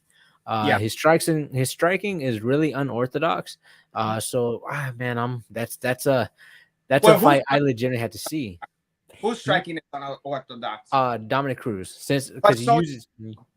Cheeto is a little bit more fundamentally like sound. Like he will throw like combinations like in you like from his boxing stance or his but Dominic Cruz will be switching stances in the middle of the switching the stance. His hand, like they come from different angles. It's like moving all over the place. So it's like I just have to see that fight because Cheeto only gets stronger as the rounds go. And also like Dominic Cruz is so smart. So he's gonna be making adjustments the whole entire time. So I can't make a pick. I've been a big fan of Dominic Cruz for a very long time, so I don't want to pick against him. He is on the latter half of his career, and Cheeto Vera is on the up and up. So it's I'm leaning a little bit towards Cheeto, just maybe 55-45 on my end, but it's very slight. I'm like close to 50-50 because Dominic Cruz, he's just so smart. He's like really intelligent in the MMA space. You know, the thing I like, I agree with that. The thing I like about Cheeto that I see every time he fight is like he do fight like a conventional guy, and until he doesn't, until something that's like old school martial art, like he throw out like a fucking taekwondo or karate kick on somebody. And that's why it fuck you up, because you're like, you get lulled into like he's just gonna do the normal shit, and then out of nowhere, like whoop, boom, you know what I mean? And you're like, oh, okay, I didn't know you would, because you expect that from like Wonder Boy or those guys. But when you're not thinking about that, you're thinking, oh, we're just playing like this, okay? And then you go, fuck, I thought you were. That's exactly it, and that's also the thing that Dominic Cruz had to be worried about too, because man, it's a wild card factor. You know, if you have that wild card factor, it does change a lot of things. You know, it does change a lot of things. Yeah. Well, and also Cheeto has really long legs and really long. You know, he's just got a lot. I'm gonna have a pretty serious reach advantage. You know, and we saw that he knows how to use that front kick. Yeah, he's very good. Everything up the middle. The kicks will come from the side. He kicks very, very hard. That's a tough fight, and I'm gonna be glued watching because I'm gonna be watching that as a fan because I like both fighters. Yeah, it's gonna be exciting. No matter. Well, and it's tough for us honestly at work because you know we work with both of those guys, and so it sucks. Like I stress out when any of my guys are fighting. But, you know, also for the analysts that have to pick the fights, it's like, well, we got to pick now between two like when Ponzinibbio was fighting the other day and this and that. Man. And like, you're doing like, you don't want to say he's not going to beat Pereira. Like I always pick Santiago because I always pick my homies. You know what I mean? But on that one, I'm just like, thank God I don't have to choose between Dom and Cheeto because everything you guys are saying, it's like, it's like, I don't know. Yeah. But just the producer say, when you bet on one of them, just say, listen, the producer told me that I had to say because the other one just already picked that one. You know? Yeah, I guess we could say that. Hey, and I know I keep saying before I let you go, but do you have any other, are there any other like UFC guys and stuff that you train with or any other, you know, anybody over Bellator or anything? Like who are the main guys that you work out with every week? My main training partner, especially for this camp, was Rafian Stotts, the interim, the guy who just put. You know him, Renato. Yeah, that's the homeboys. Yeah, Rafian Stotts, man. He's my guy, man. I'll do anything for that guy, man. I got all the love in the world for him. He's a dude. Oh man, he brings the energy in the camp. Like he actually made like there's points and times like in the training camp, you know, whenever like it's just like, oh man, it's just like today, just like it's a rough day, and then all of a sudden he comes in. He brings the energy to the training camp, and yeah, it was phenomenal like finishing up, and I had him there, so it was like real like yeah, I finished off the camp very strong just because of him, because he was like he brought the energy, and I was like yeah, nah, like how he is on the mic is literally how he is all the time. I love being around him. Everything about him, style, his fighting style, the way he talk on the mic. I mean, he's a star. I love that kid. Yeah, man. Yeah, I know, Renato. You mentioned him before. We were thinking of having him come on sometime. He said he's gonna come on. We just gotta figure that one out. Yeah. Yeah. All right. Well, cool. I'll harp on him about that too. I'll let him know. Like, hey, you know, they want to do it. You know. Oh wait, I saw it here. There was something here. With a donation from Library Shortcake. Yo, Adrian, use your new nickname and please shout out Fistivities in your Octagon interviews. Yeah, That would be pretty great. That would be pretty great. Hey, but see, here's the thing though. People don't like your champ of your division, Oh, yeah. Aljamain, who has been on our show. We like Aljamain. I'm half Jamaican, so I like Aljamain, and I like him. He's a good dude, but I know a lot of people aren't really feeling that. People talk about Jan and Cejudo and all this stuff coming back. Like, do you pay attention to all of that stuff going on between the guys? Man, the only reason I pay attention is just to see like what Aljo's doing next, man. Man, again, I will not say anything bad about Aljamain Sterling. He's like he flew me out, like, and I got to train with him and everything. And like whenever I got to train with him, I was able to talk to Ray Longo, who actually knew my coach. And like, yeah, like, so it was like, it was like one of those moments where I was able to talk to him, and like, he just had nothing but great things to say about him. And then talk to Matt Serra. Matt Serra had nothing but great things to say about him. And then like, not even just on top of that, not even just with Aljamain helping me out and like showing me the ropes and like in a lot of wrestling, the wrestling department, showing me some tips in the jiu-jitsu, taking me to go do the jiu-jitsu with Matt Serra and all them. Yeah. I was like so blessed to have a guy like that. And then he was also being like, look, like, he would put on like a podcast when we would be driving. It's like an investment podcast. He'd be like, yeah, and he starts telling me, he's like, yeah, like, no, you can do this and this and this. Like, and I told him how I bought my first house, and he's like, yeah, no, well, you like, you can do this and this and this. And I'm like, oh shoot. And then he's like, yeah, invest your money, man. Don't be stupid with it. Like, I was like, but he's trying to hope you into like a multi-level marketing. Stop it. Pyramid scheme. Aljo, he and Aya Quinch. Yeah, he's gonna our buddy Aya Quinch with their no, but he's smart. The real estate investment, that is smart. Yeah, so like I'll never say anything bad about Aljamain, man. I'll never say anything bad. Your money, okay? Don't worry about that. Your Uncle Henach's gonna take care of you. You're gonna give me power of attorney. I don't think that's a good idea. Your kids, your wifey, everything. Yeah, I don't think that's a great idea. I don't think so. All that. Yeah. But hey, listen, we should let you go. I really just appreciate you doing this. And when I reached out to you, I was like, yeah, I'm sure, everybody's blowing up your phone, but you just really were the star this weekend, and all of us just love talking about you. At work, you're fun. Like, you haven't been in a boring fight yet. Like, nobody's like, well, I'm going to get snacks during the Yanez fight. You know what I mean? It's like, it's always awesome. So I just really appreciate that, and wish you the best. And yeah, hopefully we're talking about your next fight in October or something. Oh man, thank you for having me on. Thank you for having me on Festivities, man. This is awesome. I love it. Thank y'all so much. It's a pleasure. More to come, my brother. You just beginning, man. It's gonna be better and better. Oh, absolutely. Let's go. A lot of and listen, if and when you come to LA, you can do jiu-jitsu with Renato, and I'll take you over to see Pacquiao's guy. For sure. Oh, perfect. I love it. I already got training sessions already. I love it. Nice. Awesome. All right, Adrian, we'll take care. Rest to the family. Y'all have a good one. Check care. See you later. Bye. Whoops. What a good guy. He's a nice guy, okay? He's a really nice guy. And what a fighter. Are you kidding me? He's a nice guy. He's a nice, I mean, I haven't heard one bad stuff about him yet. No, you froze up. You froze up, by the way. You are frozen to me right now, but you have a very pensive pose, and you look kind of cool, but you are frozen. I'm going to go to the bathroom. Yes, you go to the bathroom and come back. Okay. So while Renato is gone, I'm going to actually do this.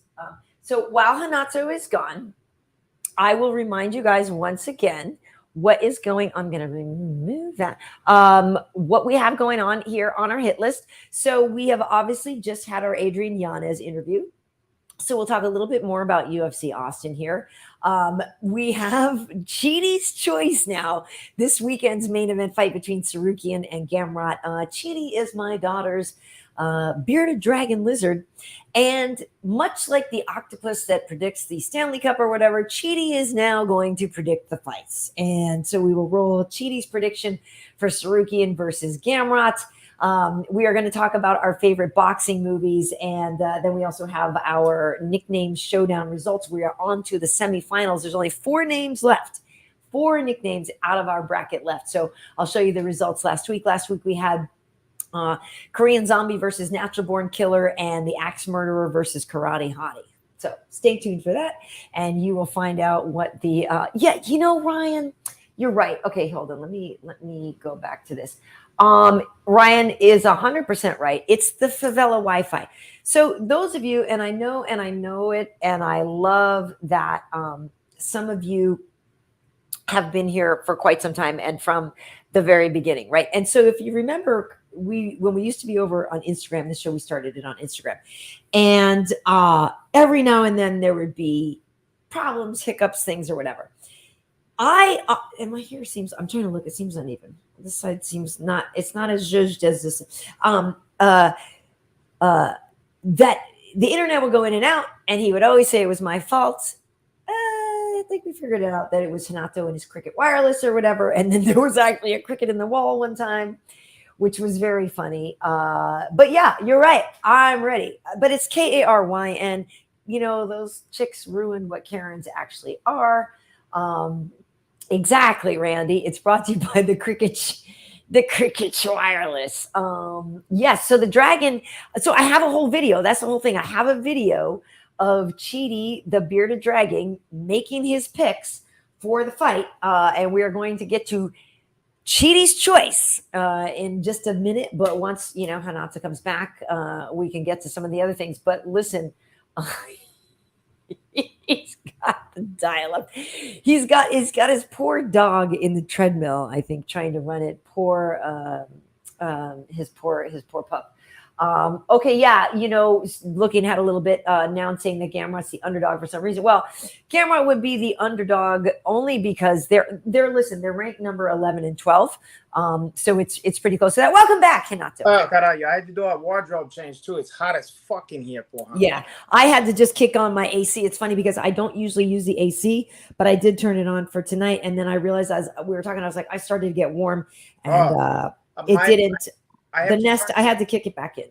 I have to turn mine off because it's loud, and then also the fan. So that's I'm schwitzing in here, porra. I'm sorry, and I do apologize. Yes, if mine is making some. No, I don't even hear yours. Oh, okay, great. Okay, so Renato, I was saying, I had run the hit list again while you were gone. So really, what we were going to do? Whoops! I didn't mean to do that one again. I meant to add a different one. Was there a fight from Saturday other than Yanez? Oh, let's talk about our boy Calvin, right? Calvin and Josh Emmett, because it was a close fight. I personally did think that our boy Calvin did enough to win, but I also fully admit to being completely biased, of course, and being a big Calvin Cater fan, and he's a former guest of ours. I got nothing against Josh Emmett; he's a lovely man. I mean, I did think that Calvin won. Yeah, I'm gonna second that because I had him winning too, but when it went to the squad card and they announced Emmett, I wasn't like surprised, and I didn't think it was some big robbery. Just like I'm always say, if you don't, it's anybody's guess, at that point, So it was such a close fight that if they gave it to either of the guys, I would have been fine with that. Of course, I wanted Calvin to win, and I had him winning, but there was no surprise. The judges is gonna do what the judges do for him. Yeah, and I actually have the scorecard too, which I can throw up after the footage here. But yeah, I thought that a lot of the things that Josh did they were like sort of these big, impactful, showy moments. Which is what I think swayed the judge. Right, but Calvin was doing a lot of work. His jab landed a lot. He was doing these like little inside things and stuff. He landed some great elbows. He definitely, maybe could have been a little bit more active early on in the fight, but yeah, I thought he won. Yeah, I thought he won. But again, same with me. I can't get mad. I wasn't pissed off, but like I literally at the end I was like, okay, great, Calvin won, and I had my script, and I write things down, and I was like, wait a minute. You can never be. Wait a minute, he He didn't say Calvin's name. You can never And be that secure, like in a fight. I mean, when it No, goes. but I mean, I was scribbling my stuff down, and it happened. Yeah, it does happen where I'm just like, wait, what? And I usually leave it sort of blank to whatever. But as the fight kind of progresses along, you think to go, well, it looks like whatever. But okay, so yeah, JH 125 saying, you know, Cater won, but it is what it is. That was far from the biggest hobbery I've ever seen. I mean, Cater. Look, listen, Calvin knows this. If it's by the way, though, you look. This one is saying that you look like Jake LaMotta tonight. Yeah. In Raging Bull, which we're gonna get to Raging Bull. We're gonna talk about our favorite boxing movies in a few. I do look like Jake LaMotta. For my wife. No, anyway, I'm kidding. We'll get to that later. No, but I do look like, who's an animal, Larry? Your mother's an animal.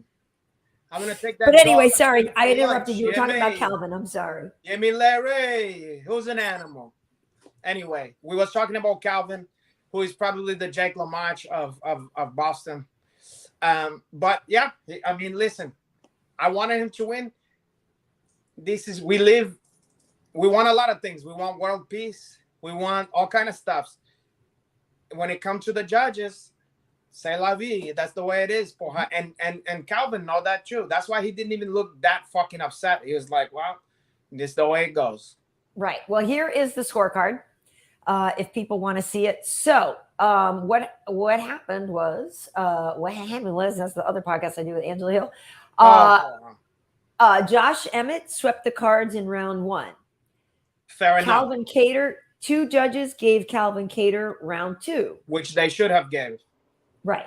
All 3 judges gave Josh Emmett round 3, which they should have. 2 judges gave Calvin Cater round 4. It should have been all 3. Yes. Thank you, Chris Lee, for effing up round 4 and saying round 4 was for Emmett. It was not. I don't know how you see round 4 for Emmett. Round 4 was 100% Calvin Cater's round. So that's where it's fucked up, and that's where it got effed up. And then round 5, Calvin swept the card. So it's Chris Lee who screwed it up because Calvin Cater won round 4 quite convincingly. Listen, maybe he was close to Emmett's corner and heard them being like, you got this in the back. You know what I mean? Maybe it was Danny Castillo and those guys, you know, our alpha male guys. That's what I'm saying. I got nothing against those dudes and nothing against Josh at all. I just thought Calvin won.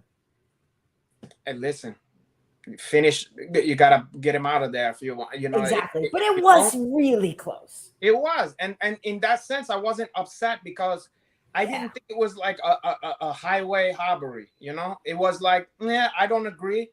But I can't say like this is absurd. You know, I mean, like it was. I'm not writing a letter.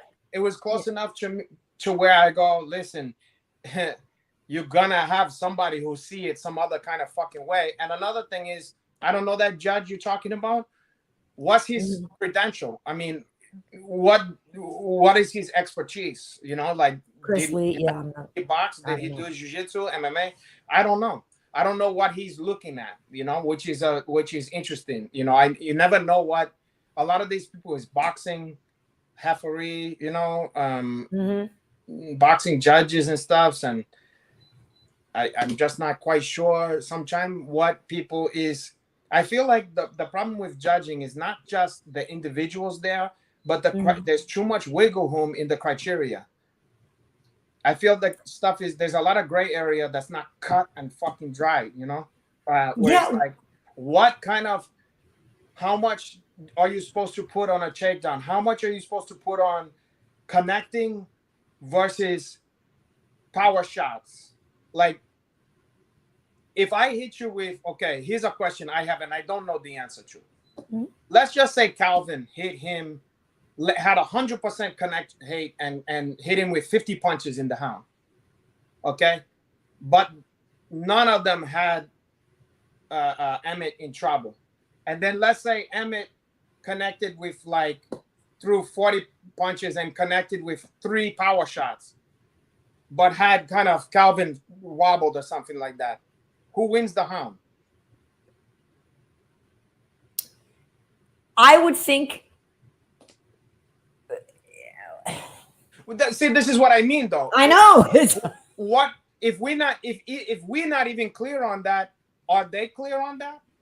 yeah, and it's funny because here's the thing. I will say this after a few weeks ago when our buddy, our guest, our former guest, a while back, Eric Anders, when Eric Anders was on our show, and so with Eric Anders, his fight against the Korean kid, the turtle, the turtle. I thought Eric won. Yeah. And I talked to the judges after, and even the judges were like, "Oh, geez, that one was tough." They were like, "That was a hard one to do."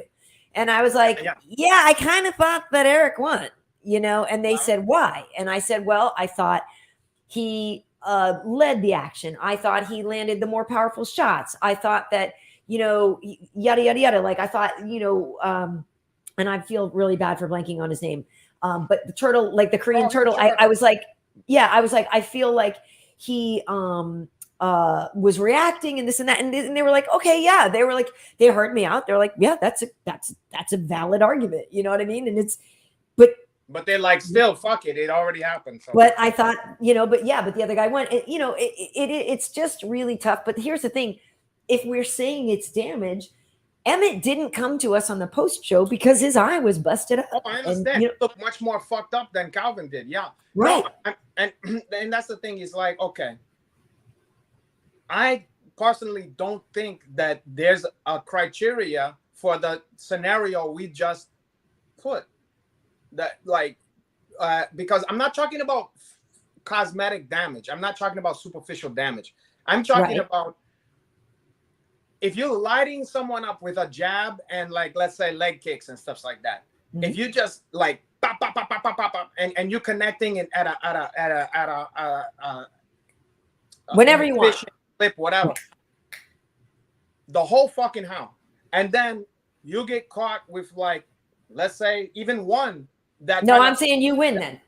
If you had been connecting continuously, effectively. I think that the problem with judging is that you say that, but someone else might not say that. Right.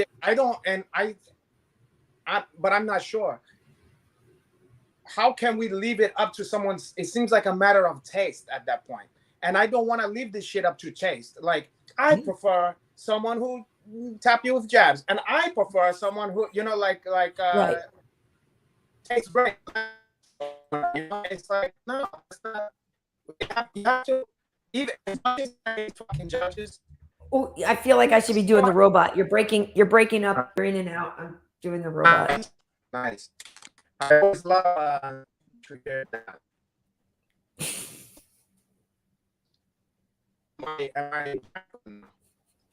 You might need to leave and come back again. And hi, are you there? I'm here. Yeah. You're frozen though, but I can hear you. But you're frozen. But you sound kind of robotic. That I'm doing the robot dance. And he's out. So, Cricket Wireless is not a sponsor of our show.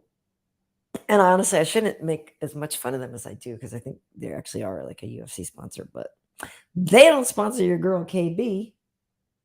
So, okay. So I do want to know what other fights you guys want to talk about from Saturday. We are going to talk about Kevin Holland for sure. You know, Tim Means was on our show. He's such a good dude. Yeah, Emmett did need a lot of stitches. He did need a lot of stitches, Paj man. Again, the cricket. This is interesting. Chai Toes trying to put pressure sensors in the gloves. So what you would say that way we would really know who landed the harder hits and stuff like that. That's an interesting theory. I haven't really. Is that like a thing that? Sorry, I want to play with this light a little. Is that a thing that people say they want to actually do? Add pressure sensors. Is that actually a thing? I never. That'd be interesting if that is a thing. That would be interesting. Okay, but yeah, I want to talk about Kevin Holland's fight. And, you know, I'm curious what else you wanted to talk about from the other night, but we do want to look ahead to this weekend. And we also want to get to our favorite boxing movies, and we have to get to the Nickname Showdown. So maybe we'll just do Kevin Holland and then we can move on after that one. Hopefully Renato will be coming back soon. But anyway, how great was Adrian? I know we already talked about that, but he really was awesome. Okay, so listen, well, yeah, I mean, Randy's saying it shouldn't be point fighting. You know, it's tough, right? Because Cowboy, and I talked about this on the air, and Cowboy had said it, and I unfortunately had forgotten who had said it, and I didn't know to whom to attribute the quote. But he said something like, it used to be you had fighters in the UFC trying to become athletes, and nowadays you have athletes trying to become fighters. And I thought that was pretty interesting. And you could look at that in a way as a critique of the, you know, of pro fighting and stuff, and just saying that people now see it as a viable outlet and a way to make money. And maybe you saw athletes that could have gone to other sports choosing fighting instead. And maybe they have that point fighter mentality, and maybe they don't fight the same way the OGs and the dogs do. So I do sort of maybe understand that. And if we all know that, you know, the way when MMA started, and a lot of the things where people came from various specific disciplines and didn't necessarily do everything all at the same time. And then they turned into other athletes. So it is an interesting concept. Hi, you're back. Oh, am I? We'll see how long that fucking lasts for. Yeah, I'm sorry, and I know you've invested everything and tried everything. I really don't get it. No, I don't get it either. I'm whatever. Okay. Anyway, it is what it is. It is. What was I talking about, Carayo? Oh, before I was so rudely interrupted by my own piece of shit by Spectrum. What were we talking about? I feel like I wasn't done there. I know, but in the interest of time, I was gonna have us move on to the Kevin Holland fight, if that was okay. I guess judging sucks. I guess everybody knows that. Okay. Yeah, I mean, we were mostly just talking about judging, and I mean, here, I guess the one thing from that it would be open scoring. I'm actually for open scoring. I am 100% for that. I've always been for that in every fucking sport. It may be the hung judging, but let me fucking know. Why would you want to be in the dark about that? I would always want to know that shit. I mean, some people don't like it. I don't know why. Because they think if somebody's ahead, they're going to coast. But I think you won't, because the person who is not, who's losing, is going to be gunning for your head. So you can't coast no matter how much you want to. Listen, why should the only people that, why should the judges be the only people that know? What is this, the Oscars? Right. You know what I mean? Right. We should know what's going on. Let me know. Why the fuck would you want to be in the dark about what's happening? I agree. I'm all for open scoring. Yeah. But the last thing I was gonna say, I remember this. Just one stuff about the judging. As much as I can't stand the fucking judges most of the time, and I think they hung a lot of the time. Yeah. One thing is, we should set them up for success by giving them clear fucking shit criteria, because I feel like it's too wavy gravy. Within stuffs like that, about how you aggression versus control versus, like, you know what. I know. I mean, listen, that's a whole other thing, right? Maybe, or do you do like figure skating, add more judges and drop out the highest and the lowest scores? Do you make it an amalgam? That's gonna get really fucking. I know. Do you have the judges backstage and not even in the arena, right? Because that's the whole thing. When somebody lands something with more pop, like it was something that Josh lands, and the crowd reacts more, does the judge then react more? Yes. And do it differently. So I know our dear friend Kenny Florian, that was one thing that I know that he was an advocate of, is, hey, look at how the judges with monitors where you can really truly see everything anyway, because half the time you miss something because, you know, the refs got in the way or you didn't see the thing or whatever. Fucking monitor? No, they do, but I'm saying, like he was saying, but remove them from, you know, being right there, and have them watching something which is much more clear, and, you know, take them away from the swaying, you know, of the crowd noise, and have them isolated to a place where it is a lot of in like a clean room. And I see I think that is a great fucking idea, and it remind me of, you know, there's certain calls. They have a system now in a couple sports. I know the NBA do this, where they will go to like New Jersey. There's like a, you know, and they say, look, this NFL does that now, an official review from a different place. And the thing is like, that person too, who's in that place that's isolated, they're not gonna worry that they're gonna hear the boos and the fuck you and all that kind of stuff and half you suck or whatever. They're just calling it how they're giving you the facts, you know. And I just feel like there's too much at stake for this to be a matter of taste, a matter of personal taste. I agree. Can't be that. It can't be that. It's a crime. It's a sin. I hear you. It's very, very difficult to see this, and especially when we know we have a lot of friends that like have been on losing sides of split decisions. So hey, but look at Kevin Holland took the judges out of the equation. Our buddy the Dirty Bird was game AF as always. Kevin Holland really knows how to use those long arms, that reach of his. It's so much smarter for him, I believe, to be fighting at welterweight as opposed to middleweight where he first appeared in the UFC. But like he's getting even better at just using those long arms and understanding that range. And like, listen, he's a talented individual, you know. This kid, he's had some fights where, you know, he was out grappled and stuff like that, but the ceiling for this kid, the sky's the limit, really. I mean, skill and talent wise, you know, and he's also game, you know what I mean? So I mean, I was rooting personally, you know, because I don't know the kid, you know, and Jim Means was, you know, the Dirty Bird was on the podcast and stuff. So you know, the festivity, I was going for the Bird, you know. Me too. I was rooting for the Bird too, our homie, and you know, I don't really have any, you know, Kevin, I really liked him when he got on the scene. Like when I first met him, he was fighting Thiago Alves. I remember meeting him at Media Day, and I liked him so much because, like, oh my God, he has so much personality. He was so fun, and he was so this and that, and he made such a fast impact, and he was so fun and doing all this stuff. I'm not gonna. He's changed a little. It happens to the best of them. I will say that. Yeah. He has changed a little. Or he has changed. Let me just say that. He has changed. This is a common story that happened, you know. He has changed. So I'm not a fan. But when somebody tweets me and says, wait, you're bringing out the seats?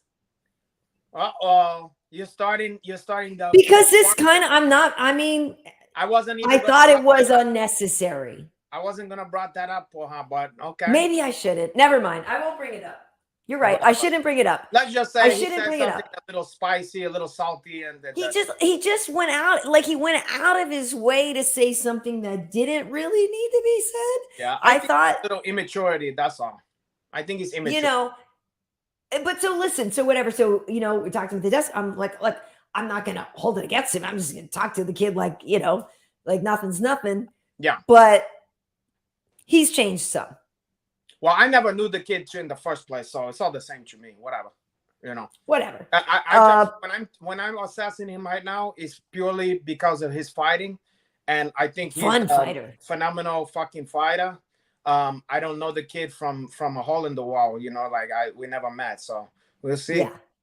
No, he's incredibly fun, and one of the things, I guess, the thing about him too, is that his coaches, have talked about like, look, this is one of the best pure athletes, you know, I've had type thing, you know. Don't he train with Adrian? Huh?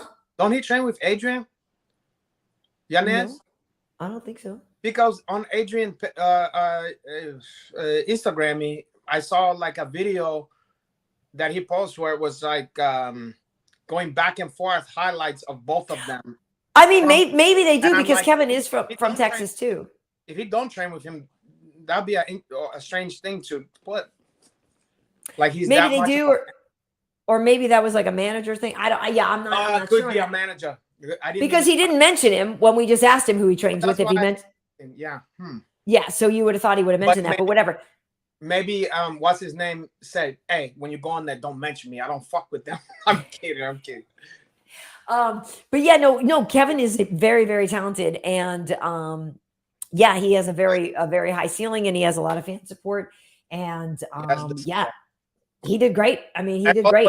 He's always getting into like foiling the crime or whatever, the scene of the crime. Yeah, and that day too, supposedly he had stopped a guy, like he and his coach had gone to the liquor store to get some water, and then somebody ran out, and the person had stole perfume, and he and his coach were like, "Do you want to race?" And they chased the guy and caught the guy, and that was like the day of the fight. So Kevin was saying that during the fight, his legs were a little like wobbly actually because they had just chased down this dude before and stuff. Can't so you let a crackhead steal some perfume these days? I guess a crackhead can't even steal a fucking perfume these days without a pro fighter jumping on the guy. Okay. In my day, we'd let him go. He's still a perfume, caralho. Yeah, I mean, maybe I take the perfume. Ah!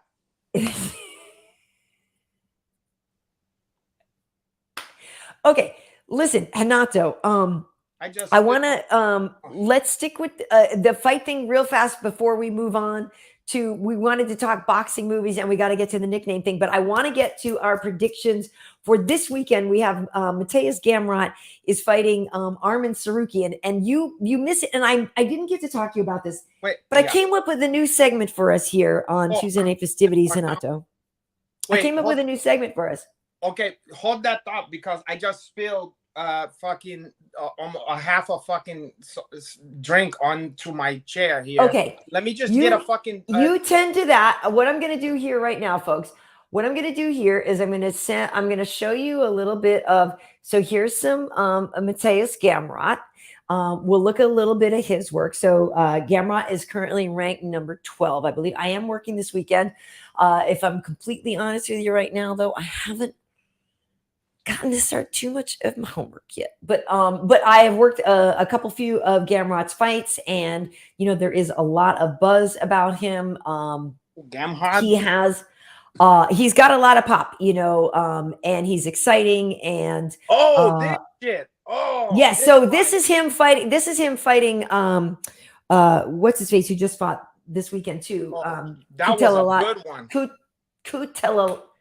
Kutataladze. Yeah, he's like Kutataladze. So this is going to be Gamrot, but this is the thing. He's versus Tsarukyan. And I'm not going to lie, I am a Tsarukyan fan. I worked his first fight in the UFC. I was over in St. Petersburg, Russia. He came in to fight Khabib's, cousin, right? Khabib's cousin. Yeah. This dude was basically brought in to lose to Nurmagomedov and gave a fight of the night. And everybody was like, who's this dude? So Tsarukyan is great. And then I saw him over on Fight Island. He even has footage of me, like this video that he put out of me talking about him going, dude, you're awesome. I'm a big Tsarukyan fan. I think he actually has a real bright future. Tsarukyan. Wait, so how is this a new segment? It's the Tsarukyan hour? Okay. No. So I'm just giving you the B-roll of Gamrot and Tsarukyan. Okay, so this is not necessarily new. I was just setting people up to see who the people are fighting in the main event this weekend. So, this is an exciting fight. I'm an honorary Armenian because my cousins are Jarmenian. They're Jamaican Armenians, Davidians. So, and tomorrow, actually, good side note, I'm going to be talking to my boy Gegard Mousasi, who is fighting this weekend as well. So I'll be doing an interview with Gegard tomorrow. So look for that. You got to say hi to Yoko Hanach. I will. Gegard, by the way, if people don't know, Gegard is a former guest of ours here on this show too, and we had such a good time with him. He's one of my very best friends in the whole fight game, and we had such a good time with him. He was one of my very favorite interview. I had a blast with, Gegard. Love that guy. Gegard.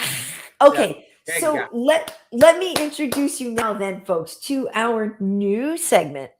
This segment is called Chidi's Choice, Renato, because I don't know if you remember that my daughter has a bearded dragon named Chidi. Oh, yeah.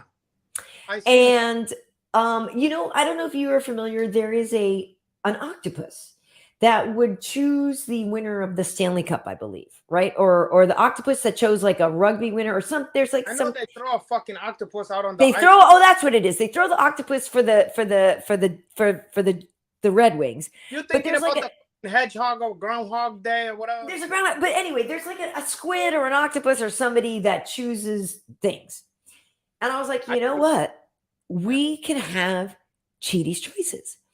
So I do now want to introduce to everybody, and we can sit back and be quiet on this one because it actually has like music and everything. But let's sit back and check out what happened. So basically, Cheaty, I have given Cheaty the Cheaty really loves arugula lettuce. And so I have written down the names of the two competitors in the main event, Armin Tsarukyan and Mateusz Gamrot. They have equal amounts of arugula. Cheaty is placed down, and Cheaty, whoever Cheaty's lettuce, whichever he goes to first, is going to be Cheaty's choice. So we're going to find out what Cheaty's choice is, and then we will be able to build upon that and see what kind of record Cheaty gets. Let's see where. And we will still do the who, how, when from last week. I want to pay that off, but let's try. You have it all set up here? Yeah, here we go. Here we go. Ladies and gentlemen, we have the two fighters in our main event. It is Mateusz Gamrot versus Armin Tsarukyan. Tsarukyan is ranked one higher at number 11. I believe Gamrot is number 12. Cheaty, the bearded dragon, will now make his choice. If we can put Cheaty back here a little bit, get my feet out of it. And Cheaty's choice. Who gets it? Oh! It's very dramatic. He's thinking about that. They don't take it lightly. This is very tense. Is it going to be Gamrot? Oh! Wow! And Cheaty has chosen Armin Tsarukyan to get the victory at UFC Vegas 57.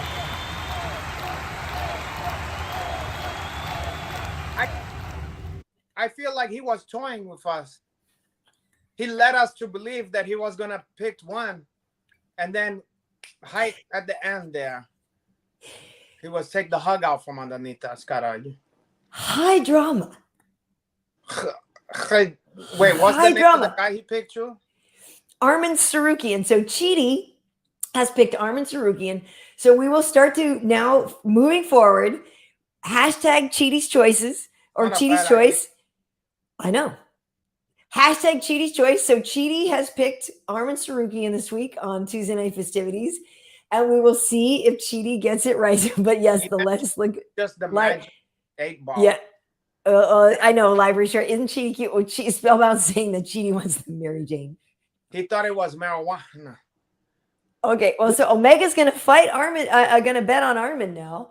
Look at. Wow. Wait, go ahead. What were we gonna say? Go ahead. Oh, look, what happened? I love I love puns, Renato. Oh boy. Johnny Morrow led us to believe. Oh God, man, boy. You're after her own heart with the dad joke that led us to believe. I love puns. Let us. Is there an Ahogala pun? I don't know. Okay, but so Cheaty has Tsarukyan. It's gonna be an intense fight. He is very, very good. Like I said, when I saw him fighting Khabib's cousin, I was like, yeah, this guy, because like I said, he was basically sort of kind of brought into not brought in to lose, but we were over in St. Petersburg. Kadyrov was there. It was like going to be this showcase for Khabib and his, and his guys basically. Yeah. And the fact that Armin gave him such a run for his money, we were all really impressed. I was working that show with Rashad, and we were like, "What? Who's this dude?" Don't play around. I mean, they're not being there to be a stepping stone for her. Right. Now, here I wanted to look at from last week, since we did do who, how, when, and so we had this other prediction thing for who, how, when, but I was starting to realize that I was like, I think that the Cheaty thing might be something that people were going to have more fun with, because our who, how, wins, JD 11 Network said split decision, so they were right, but they didn't pick who it was going to be for. And then the other people picked Cater or Josh a second round knockout, and it went to split decision. And so, you know. Well, they got to be more specific, Porha. Exactly. But I think with Chidi's choice, I think we're going to be able to get a little more hype on that. And maybe we can. He don't mince words. He's not talking about no fucking split decision or whatever. He's like, look, this is what I want, Porha. This is it. Take it how you want it. First round, last round, whatever. He's like totally. the Armenian Ahugula. He's the Armin what? Armin Arugula? He like Armenian Ahugula. He like style. Well, we'll see. We'll see if he's what do you call if he's no, not prophetic. Prophetic. Yeah. Well, yeah, and if he's the type of that he can see in the future type thing. If he's if he's a prophet, if he's a prophetic, exactly. So that is Go ahead. No, it's the same. Yeah, that's Chidi's choice. Oh, Chidi. I'm with that. I like Chidi's choice. He's cute. He's cute. Asco. Yeah, so we'll do that for main events and on some of these cards, like how sometimes on the pay-per-view maybe there's 2 title fights or something like that. But we'll get Chidi's choice going for upcoming fights because like we just did Tsarukyan and stuff, but we have the title fight with Israel Adesanya and Cannonier coming up. We've got Volkanovski versus Maxi Baby. Chidi might really need to figure out who's going to win those fights. Yeah, I'm going to need him on that one because fuck. I like that he just hand to one of them. I put less on it, but the fact he really thought about that one. He really considered the choices. I know he didn't just rush for one like, oh, this is my guy. He thought about it. There has to be something there. Yeah. No, he really thought about it. He really thought about it. Okay, so I want to now move on to another thing that we were talking about that we're saying we wanted to talk about tonight, Renato. And that is it was basically in honor of Adrian because he's such an incredible boxer that we were saying we wanted to talk about what wait, hold on a second. I might need to move this. Let me just hide this for a second because I want to make sure that we see all of our choices. So I put together a little display with some movies that, some popular boxing movies. Some of them might be here with a wink, and they're not really seriously considered to be the best ones. But these are just some of the movies that people love. Some boxing movies that people love. I kind of. Oh, you put Grudge Match. Wait, let's see what else you put. You put The Great White Hype. Okay, I have a comment about that, but go ahead.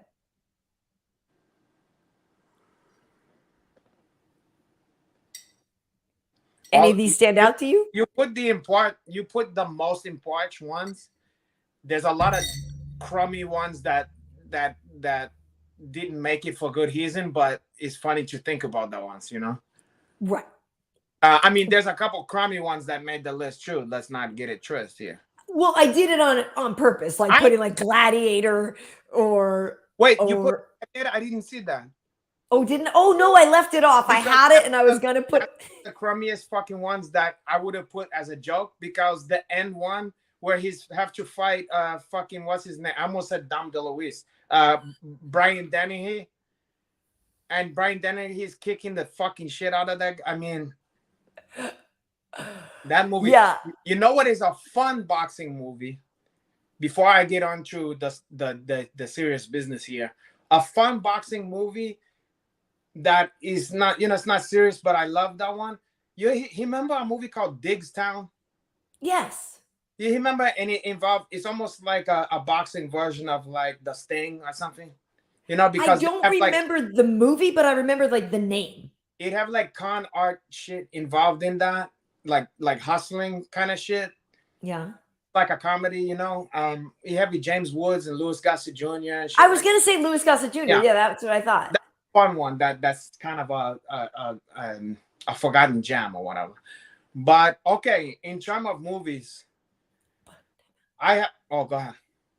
Louis Gossett Jr. also does some boxing in An Officer and a Gentleman because he's the lieutenant and he's mayonnaise. Sorry. Yes. He also mayonnaise. Kung Fu in there against a fucking Well, he embarrassed what's his name, David Caruso in there. Yes. Oh God, are you married? I got no place else to go. I got no place else to go. Don't you do it? Don't you do it? Don't do it? I I got got no no place else to go. Good for you. I used to love Deborah Winger. I love that movie. I'm sorry, but An Right. Officer and a Gentleman is But okay, fantastic. I was just talking about this with someone the other day. Do you think there's a possibility they was really fucking in that one scene? I mean, to be honest, have you ever seen a more realistic, you know what I'm saying? Like that thing where they like doing that stuff? They were both attractive. I mean, But that one, you know, he remember that kind of part that was awkward or whatever, where it looked like he really stuck his joint in. You know what I'm talking about? There was one where they just laying there and they kind of being playful and they having sex and she's like on top of him. I swear something about that made it look like they really tried that shit. I don't know. I just think and he remember and watch for one of it's like the second time they fuck in the stuffs. And it's like he does some kind of stuff and the reaction is like only heel sex. You know how like I keep seeing there's a thing about Maverick where the plane go and he's hilly in there and it jumps. He go like this. It go, you know what I mean? You can tell he's hilly in it because he like when he hit that ear, he go boom like that. There was something that he do where it's like he's supposed to be putting his joint and the way he act and the way that she's like, oh, it's really in. But yeah, it's like true realistic. It's not like it's not like a regular sex scene where it's like, oh, I love you. It's not like Chop Gun, like where you know what I'm saying. It's like he go like this and she go like whatever, like and I'm like, oh God, maybe like, she's a really good actress. I gasp for her, but it's both of them for some reason. It seems like they're giggling about it or something. I don't know. Something struck me on that one. But didn't people like to kind of pretend that Richard Gere didn't like women? Yeah, but that was like a white urban legends or whatever. With the hamster thing. I know we're really digressing. And I don't know either way, but I haven't seen that movie in a while. But my point was just that that's a fantastic movie. Yeah, and I don't think he was. I mean, God, who knows what the fuck he was up to? But I don't think he was. I think he was straight. I think, but whatever.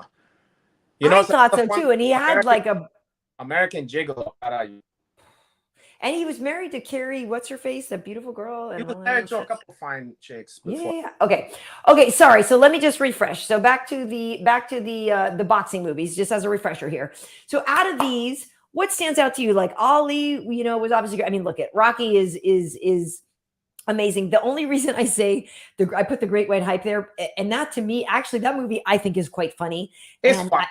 It holds a special place to me because I worked the press junket for that one. So I was Samuel L. Jackson, didn't you? Yes, I met Samuel L. Jackson and I was talking to Jamie and Peter what's his name, who is I almost said Peter Coyote.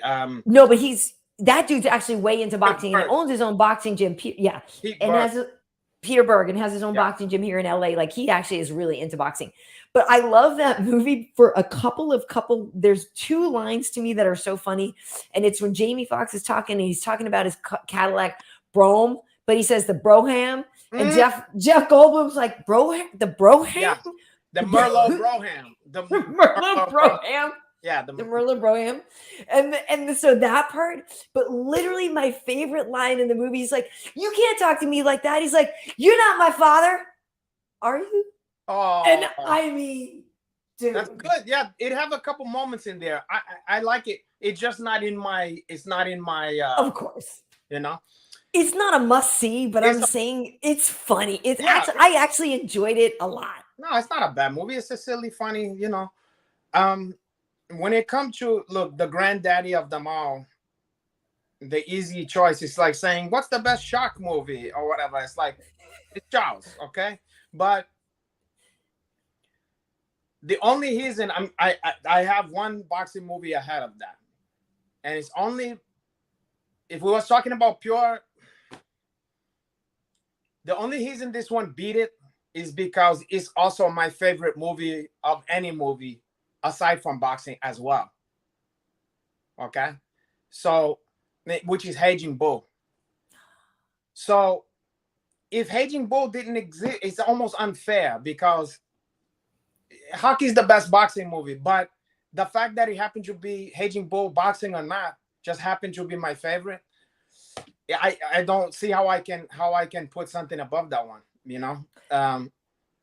What do you love most about Raging Bull? The fact that it's shot in black and white, the fact that it's De Niro, the fact that it's like Moriarty, the fact that it's, I mean, that's a gritty ass movie. It's a dark movie. First of all, because it's true, you know, it's a true story, and it was based on you know, I used to watch a lot of, my dad used to show me a lot of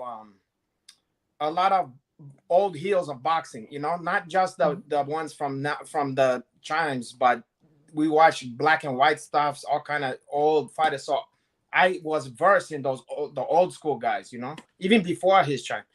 And so just seeing that it's a period piece. It's also one of the greatest New York movies, you know, the Bronx, you know, and his character in that, and you seeing all the phases of this guy's life, and to see an actor do that and to play not only the transformation, was the first time someone did a physical transformation in that way. Like now it's kind of old hat. He was the first guy to really take a chance and do that and not put just a fat suit or whatever. Bobby's a G. Yeah. And it's not just the boxing shit, but then when he's washed up and he's fat and fucked up and he's thrown his life away, and the domestic violence that was in there, and and when he's in the comedy club, all the different stuffs and the sad shit that he did, that character, the journey of that character, for me, it just don't get better than that. And on top of it, the boxing was so stylized and so strange, the way they shot that stuff. It was mysterious, like a dream, and bloody and weird, and you know, there was animal sound, you know, like, you know, like right. It's hard to beat, you know, and it also looked like it's shot like a film. It looked like an. Is that Scorsese? Oh yeah, of course, yeah. And the way it looked like a film. It looked like an Italian film from the 40s. Right, because it's shot in black and white, and the grainy, like, or not grainy, but the high contrast a lot of the time. You know, just you can't. I fucking love that movie to death.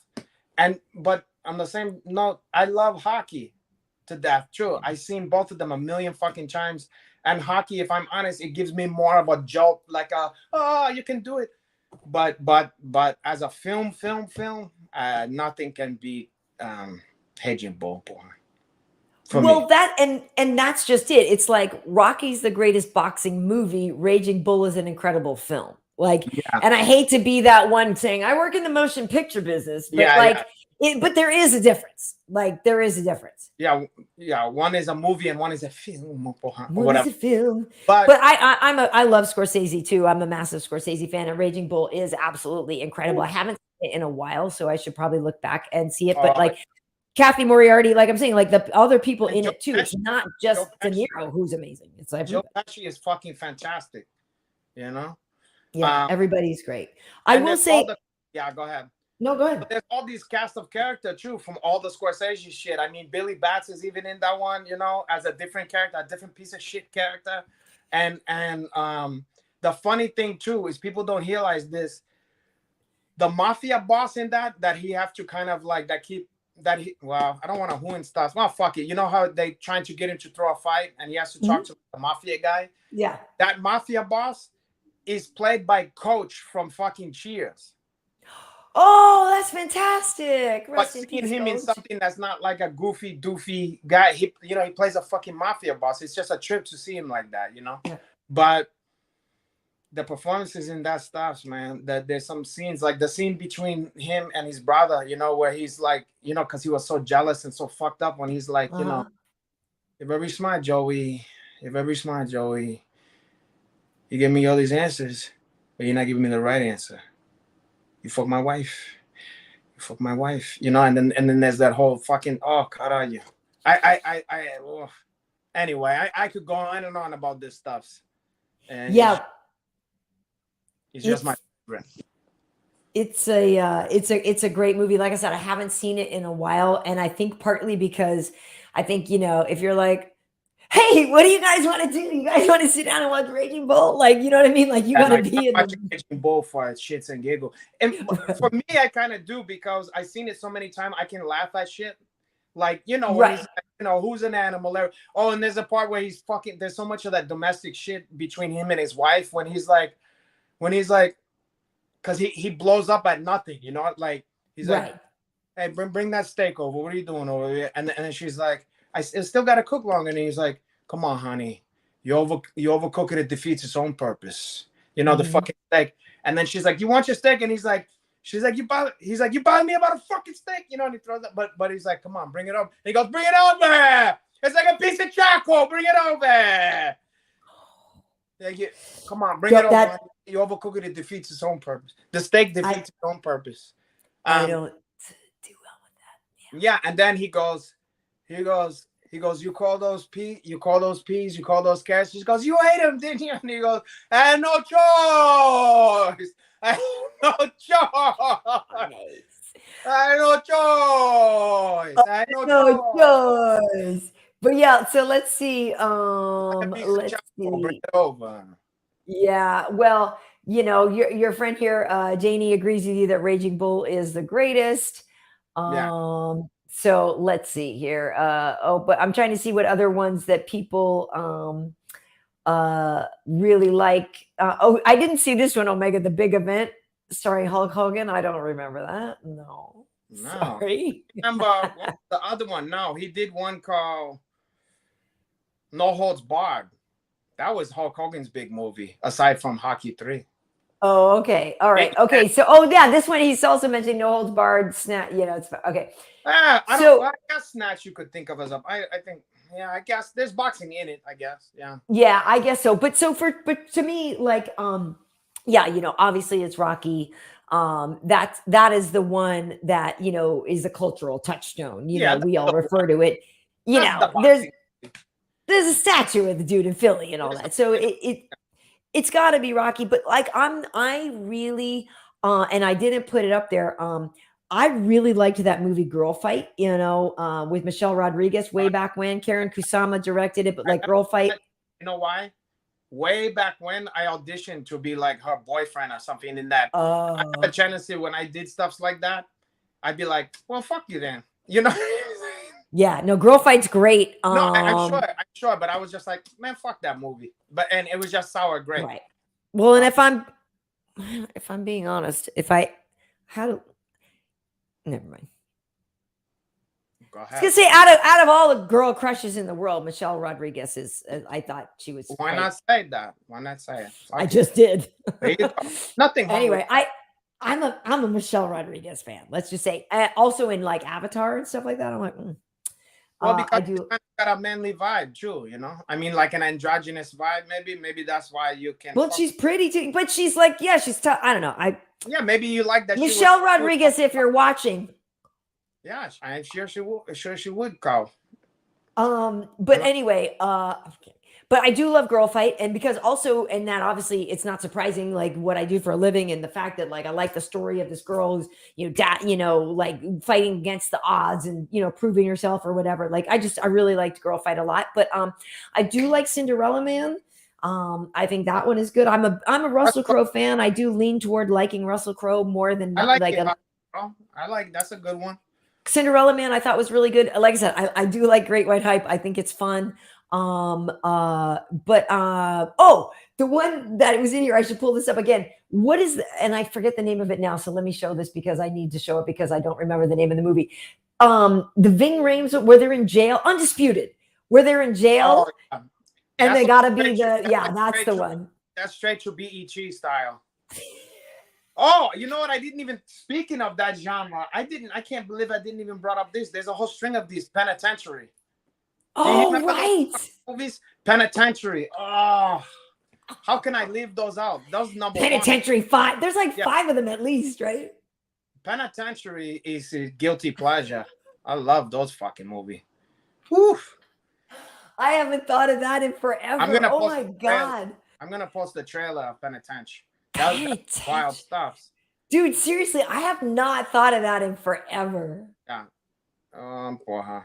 I can't even. Wow. I can't believe I'm blanking on the star's name, but it was like something Kennedy, and he looked like kind of like the Wish version of fucking Sugar Hill Leonard.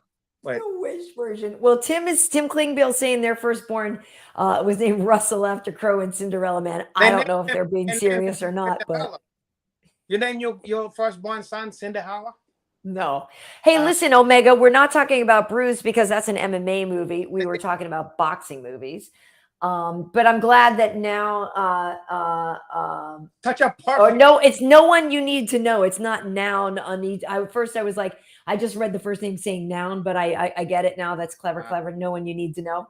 And I have to look and see what is that avatar, because my daughter is really into anime and manga, and I'm actually curious what the avatar is. It looks upside down, and I can't tell from here.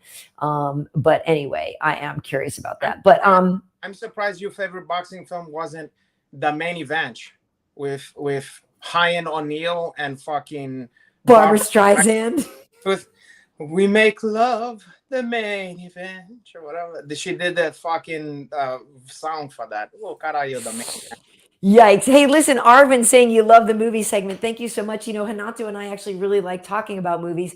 So we do sort of try to find a way to work it into almost every show. But if you really love movies, I'm just going to do a quick time out here and tell you to go back to one of our earliest episodes with our good friend Josh Barnett. Oh, it was right before Halloween. So it does have sort of a horror lean to it a little bit more, but we did a real long show with Josh talking about all kinds of movies, and he's a real film student as well. So he knows a lot about a lot of stuff. That's been a file for sure. Yeah. What was another stuff? Fight Club. I mean, do you count that as a boxing movie? Yeah. I mean, obviously. Definitely not a boxing movie, but good stuffs. What was one of the one I was gonna say something? Well, here's one. Yeah, Warrior. I put, or not the. Oh, well, that's the War Master. Sorry, it's but yeah, Warrior was a boxing one. That was good. You know what? We forgot the one. It was well done. The fucking one. It's not one of my favorite, but that Jake Gyllenhaal one. Yes, Southpaw. Yeah. That's up here. I put that in there. That wasn't the best, but it wasn't too shabby. Oh, you know what? We should get honorable mention. Oh, I forgot about The Fighter. That's a great one. Mm-hmm. The Fighter. Yeah. They did a great job with that. But the one I wanted to give an honorable mention is Creed. Not my favorite movie per se, you know, of the hockey series.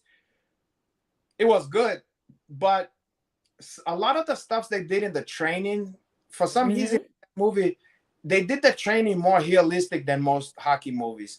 And they put something in there that I've seen in locker rooms and people getting ready for fights over the years that's never been touched on. Is he was early in the movie, he's about to get out there and he's nervous and shit. And then he's like, oh, God, are you? And he's like, I got to take a shit. You know, I mean, yeah. Yes. That's one of those fucking detail it's funny I've never seen in a movie before, not even the grittiest boxing movie. And I was like, God, are you? I'm sure so many fighters were laughing their ass off because, I mean. Literally. Yeah. But, I mean, that's the kind of stuff. That's real. Little moments hang true and say a lot, you know, with that. Even that little moment said a lot about his nerves and the whole thing without that could have been, what am I trying to say? Just that little piece that added extra element, that touch of detail was really spot on. More than a bunch of dialogue could, you know? For sure. That said a lot. I agree with you. And it is one of those things that if you know, you do go, oh, that was really good. That's right. I was pleasantly surprised by that. And Tim Klingbeil, you might not be that far off saying my favorite boxing movie is Notting Hill. Funny thing is, I literally had a conversation about Notting Hill just this afternoon. I'm not wow, what a shocker. What a shocker. I'm sure you that is one of my favorite rom-coms. I'm not necessarily a rom-com girl, but please. Notting Hill is one of my favorite rom-coms. You love rom-com. You are a rom-com girl. Am I? I think, yeah. What is your feelings of? Yeah, I could name any big rom-com, and I'm sure you love it. Which one? Love Actually. Well, yes, but that's another Hugh Grant movie. I like Hugh Grant. Fucking. Don't name one with Hugh Grant because I'm a mark for Hugh Grant. Which one? Sleepless to Seattle. It's okay. Okay. Harry Met Sally is better. If I'm picking You're the gonna one like with Harry her, and Sally. You're gonna when like Harry Met Sally is better. So if I'm picking the like Meg all Ryan that. one. You like You've Got Mail. No, I'm kidding. I'm kidding. You Well, it's like in a bookstore. I do like books, so that one has a little something. you like what's another stupid one? Actually, my Failure. well, to launch. No. You like all that. You like it. Oh, I bet you like it. Bridget Jones Diaries. Tell the truth. You like it. Pretty Woman. You like. No, do you know I only saw Pretty Woman for the first time in my life about like a year and a half ago or 2 years ago. I'd never seen that movie before in my life. I didn't care. I'm not gonna lie, as a former Call Girl. heavier person, some of the Bridget Jones stuff does resonate. Oh, I thought you were saying the Pretty Woman stuffs. Like she's a book. No. Okay. No, I do like Pretty Women. Bridget Jones is. Those are kind of. Yeah, of course you like that stuffs. You like all that stuffs where there's a. I didn't think I liked this many rom-coms, but now that you're saying it, I'm like, shoot, I did like that one. That was. Oh, yeah, you love all that stuff. I don't love all of that stuff. You like all the shit with Matthew McConaughey and fucking anybody. I did watch the one the other day with McConaughey and what's her face, cute little. Because I was just watching Almost Famous again the other day too. But what's her face? Goldie Hawn's daughter, and they did that one where And he leave you guy or 10 ways to leave to fuck up. No, it was when they were deep sea diving and they were gonna find treasure or something. It was Legend of Curly's Gold or whatever. one of those. You're making about me blue, something gold. Some Fool's Gold. Fool's Gold. That's it. Fool's Gold. Fool's Gold. Fools hush in. Fool.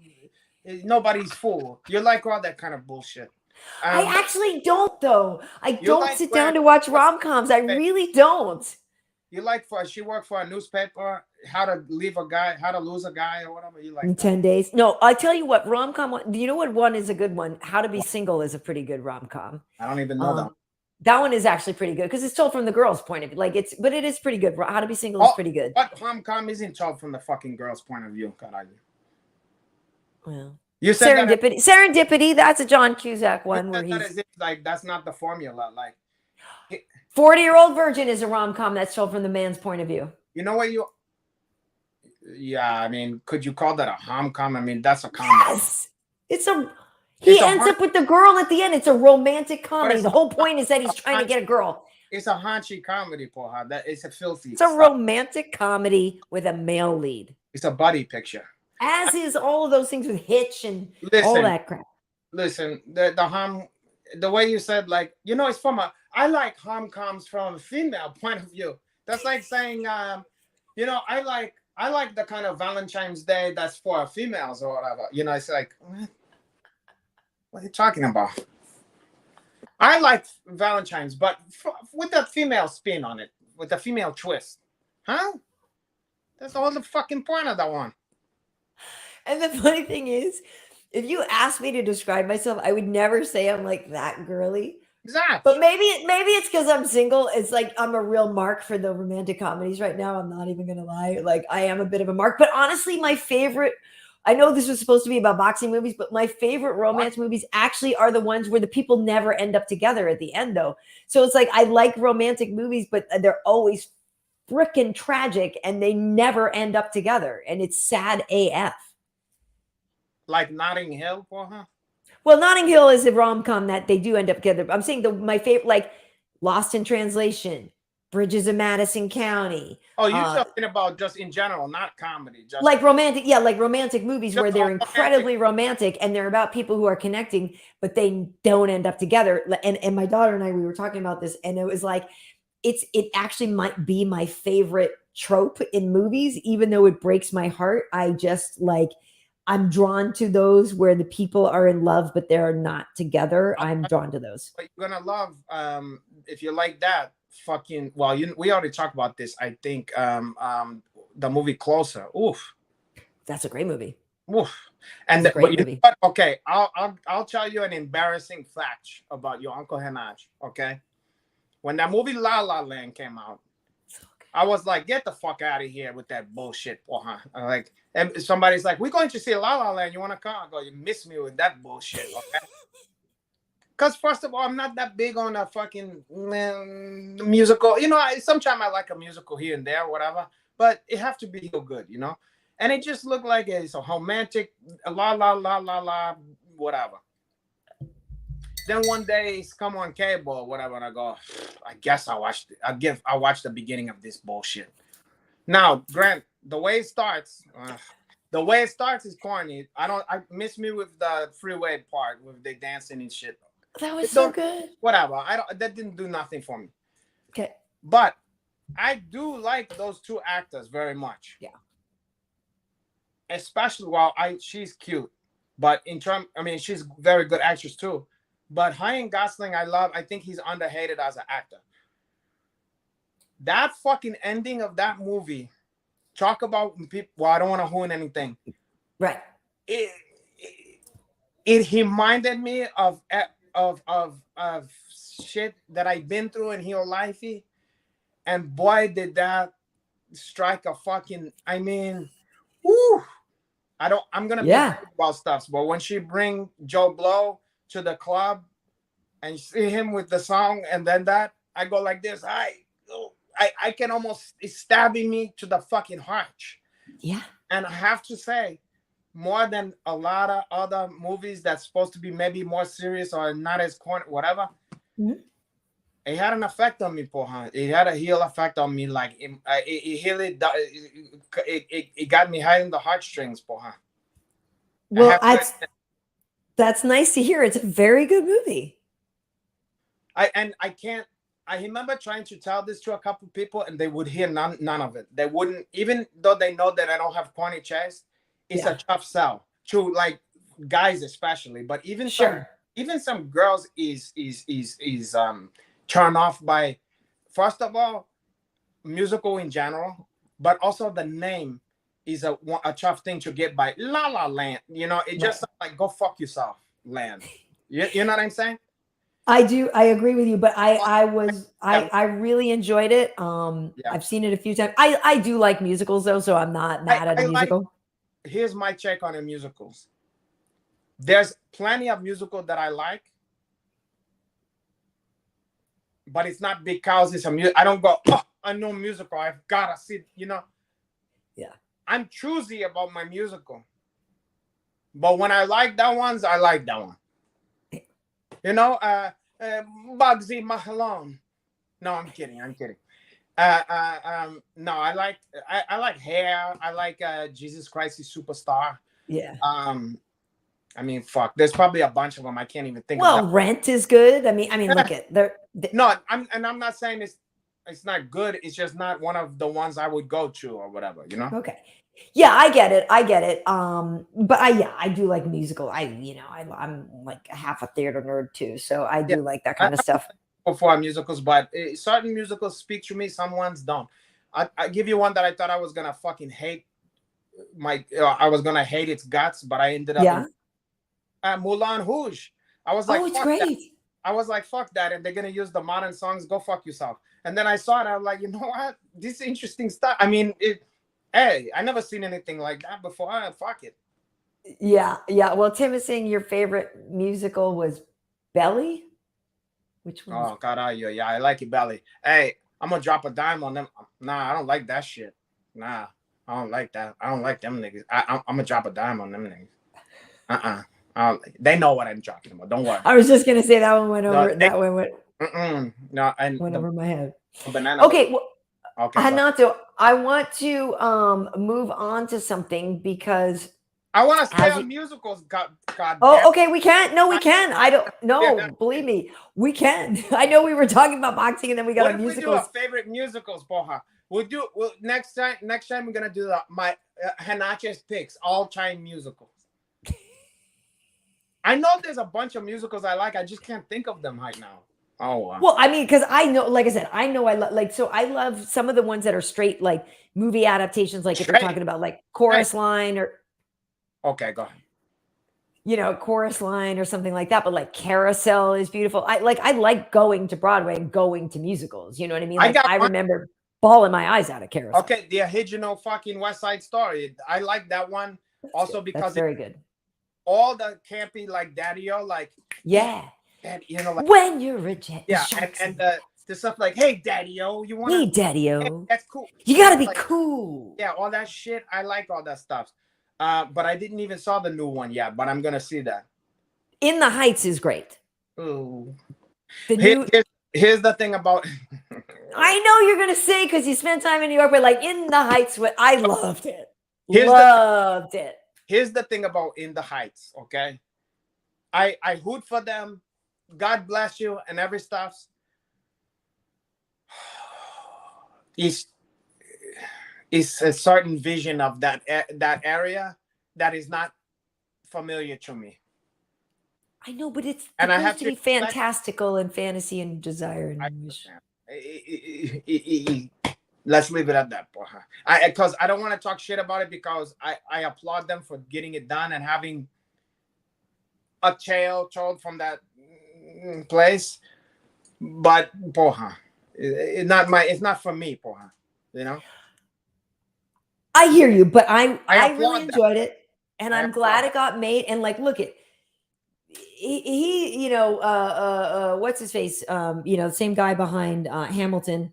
Why am I blanking? Lin-Manuel Miranda is an effing genius. I mean, that guy is an effing genius. I'm a fan. I thought In the Heights was great. Yeah, it just, you know, the style. How can I say this? You know, like there's certain comedians where you can acknowledge that they skilled but you don't really care for them. Or certain musicians is even better. There's certain great musicians where they skilled and you get that white people like it, but it's not for you per se. So I don't wish them harm. I don't wish them not to succeed. I mean, the whole crew of those people, and God bless them. But I wish there was a Puerto Rican / Dominican Martin Scorsese. The gritty stories from New York Latinos and stuff just have not been told. You know what I mean? Like, okay, and it's such a crime. Okay, I hear you. See, and Watch is the type of movies that. Yeah, that's gonna go over your head. I understand what he's talking about. Okay. He's Mad basically Villainy. Oh, Mad Villainy. He's okay. basically saying that Hanach like movies like, oh god, you know, the Friends of Eddie Coyle, or like stuff that's like 70s gritty, under the radar 70s. Gotcha. But like, gotcha. You know, the taking of Pelham 1, 2, 3. 1, 2, 3. Got it. I do, you know. Or by the way, Johnny, Karyn has never seen Beaches, so no. Yes, she have. You like that stuff. You like, what's her name? I do like Bette Midler, but I don't think I've actually seen Beaches. You know why? Because you're the black Barbara Hershey. I'm kidding. By definition, isn't the Hershey chocolate already? The black Barbara Hershey. Barbara Hershey should have been chocolate. You know, like, that's a great name for a black girl anyway. I'm gonna do that, a remake of Beaches, starring you as Barbara Hershey and fucking Lizzo as fucking Bette Midler. But it's bitches instead of beaches too, right? Now you're speaking in my language, but I'm a Lizzo fan, man. I know you are. Why? Because I like to bust your chops because I called her Rubenesque and you didn't like that. She is Rubenesque, but she's a chunky. She's softig. I'm a Lizzo fan though.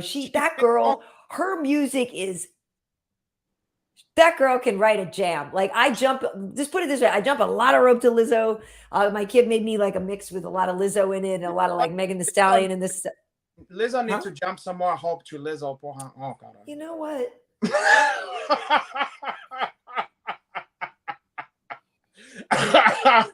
We're gonna move along. Okay, so Lizzo needs to move along. Oh my God. She needs to do something. Zip it. Let Lizzo. Zip it. Don't. I like her. You like a fried green tomato. I have seen that one. That wasn't my favorite. You like a Steel Magnolia.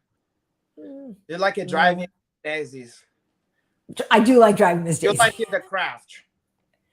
No, that one was slightly with the witches, the 4 girl witches. Like that one. You like all that kind of female stuff. I don't know. I don't know. Like I said, I was watching Almost Famous the other day again, and that's a great romantic. To me, that's a romantic comedy in a lot of ways. In a way, it's not. It is, but it isn't. The coming of age story for him. Yeah, it's a good movie. You like the movie A Sisterhood of the Traveling Cheeks for him. Yeah. No. What kind of pants are you wearing? Speaking of pants, what kind of pants you wearing, Cara? I'm just wearing leggings today. You know. Oh. With the leggings. I'm not wearing. No, that jumpsuit I was wearing last week. I love it so much. I bought it in red too. Never mind that one. What about these one? That's your yoga pants. No, I know these are yoga pants. KB's not getting up right now. Those pants like to gobble up your underwear. I mean, gobble up the ones where it's like look like a vertical cookie monster.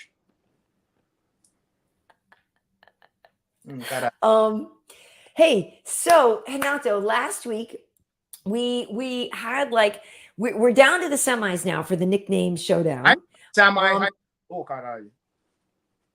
I want to let everybody know the results from last week because we're down to the wire now. So we're after this week, we only are going to have 4 names left.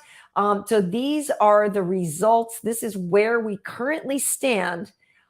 This week, Korean Zombie beat Natural Born Killer 62.8% to 37.2%, and the Axe Murderer defeated Karate Hottie 68% to 32%. So okay, so this is the first time I've been in agreement. I mean, even to be honest, the two people. It's funny. The two people that lost is 2 people that I know, but I still didn't vote it for them because, listen, if I'm fair, we're talking about nicknames. I like the nickname of the fucking those 2 better. Right. They're stronger. Right. Okay, wait. So that means I want to let everybody know then that means where we stand with our so now we are in the semifinals. So this is what we have now then. That means we are going to have Sexyama versus Thug Rose and the Axe. I know, dude, and the Axe Murderer versus Korean Zombie. That's hardcore. Wow. We're getting down to the nitty-gritty. This is not for the faint of heart. A lot of feelings gonna get hurt. There's gonna be a lot of disappointment, fam. My feelings are gonna get real hurt with Sexyama versus Thug Rose. Because even though I know I'm out here every time I tweet these polls and I'm like, it's not about the fighter, it's about the name.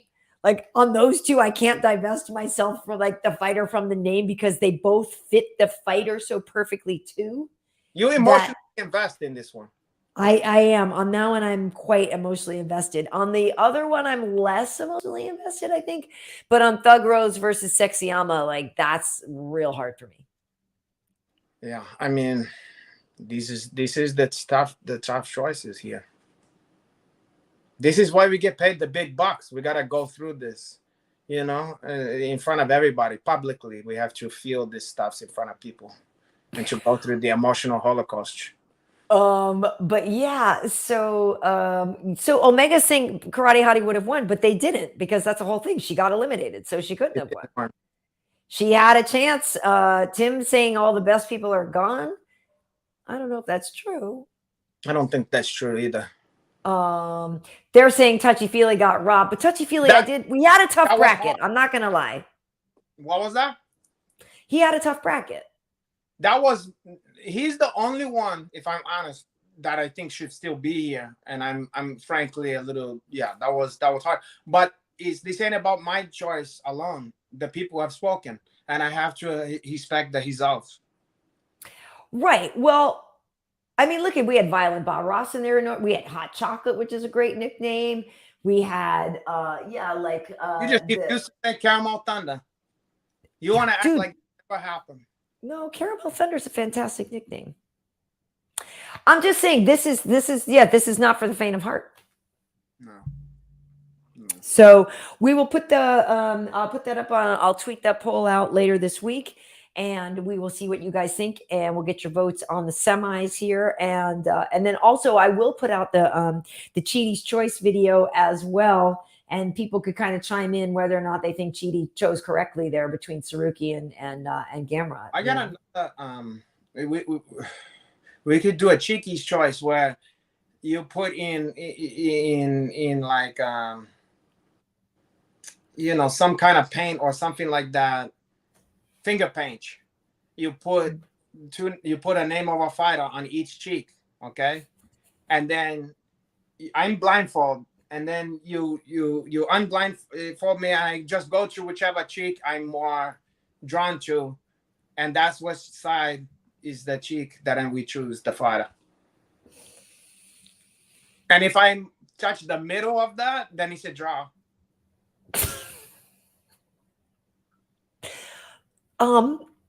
Let's workshop this a little bit. How about we let's put a pin in that. I don't hate it.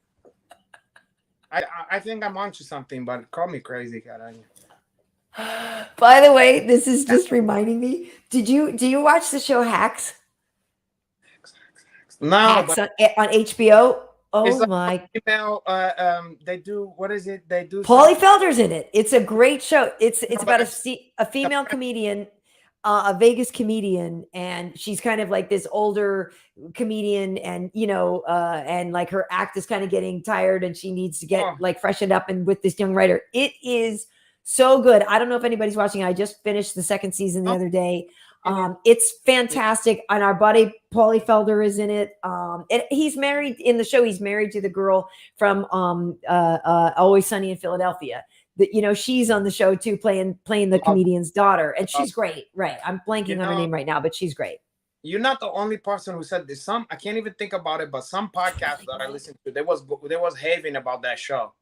It's fantastic. Like literally, when I was, and maybe it's because there's certain things about it that I relate to on different levels and things from both of the women in it, both the comedian lady and the younger writer one. Like there's times when I'm like, well, I'm her on that one, on that, but it's so well written, and I think that's part of it, and just very well acted. And like if you have ever dabbled and done anything in the industry, it's going to really, like it's going to touch a lot of nerves, and it's going to, some days you're going to be like, yeah, like, it's going to touch a nerve you didn't want touched again. And then other times you can laugh at the people that you want to tell F you. Like it's really, really good. I very highly recommend it. What I think is probably interesting about this is that this is a type of show that would normally be over our lifetime, clearly would be played by two male character. 100%. So you probably never even seen this with females, so that's interesting to see what is their journey in this under these circumstances and in that world, And to your point, I don't know if I'm making this up, but I think it might have initially been pitched as a show for men. It could easily probably have been. Yeah. I mean, but the fact that it is women, that's why it is even better, actually, because it adds some layers. Because if anybody knows anything about comedy, like I used to do improv comedy in New York a little bit, and it is something that I love doing. Yeah, I love doing it, and I would do it again. Like I've thought about doing the Groundlings course. Like I've thought about a lot of that because I actually really do love it. And a part of me was like, hey, wait, I have a little bit more. I kind of have more time, and I kind of don't at the same time. But now that I'm single, I have more time.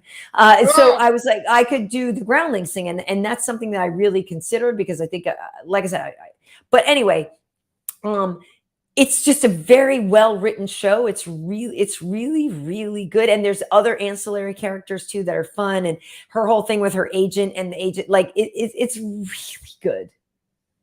It's so good, Renato. It's so good that it kind of actually makes me mad. Where I was like, that's how I know something. I wish I wrote it. God damn it. It's that, because I have show ideas and I have treatments and I have things that I've written and pitched and this and that.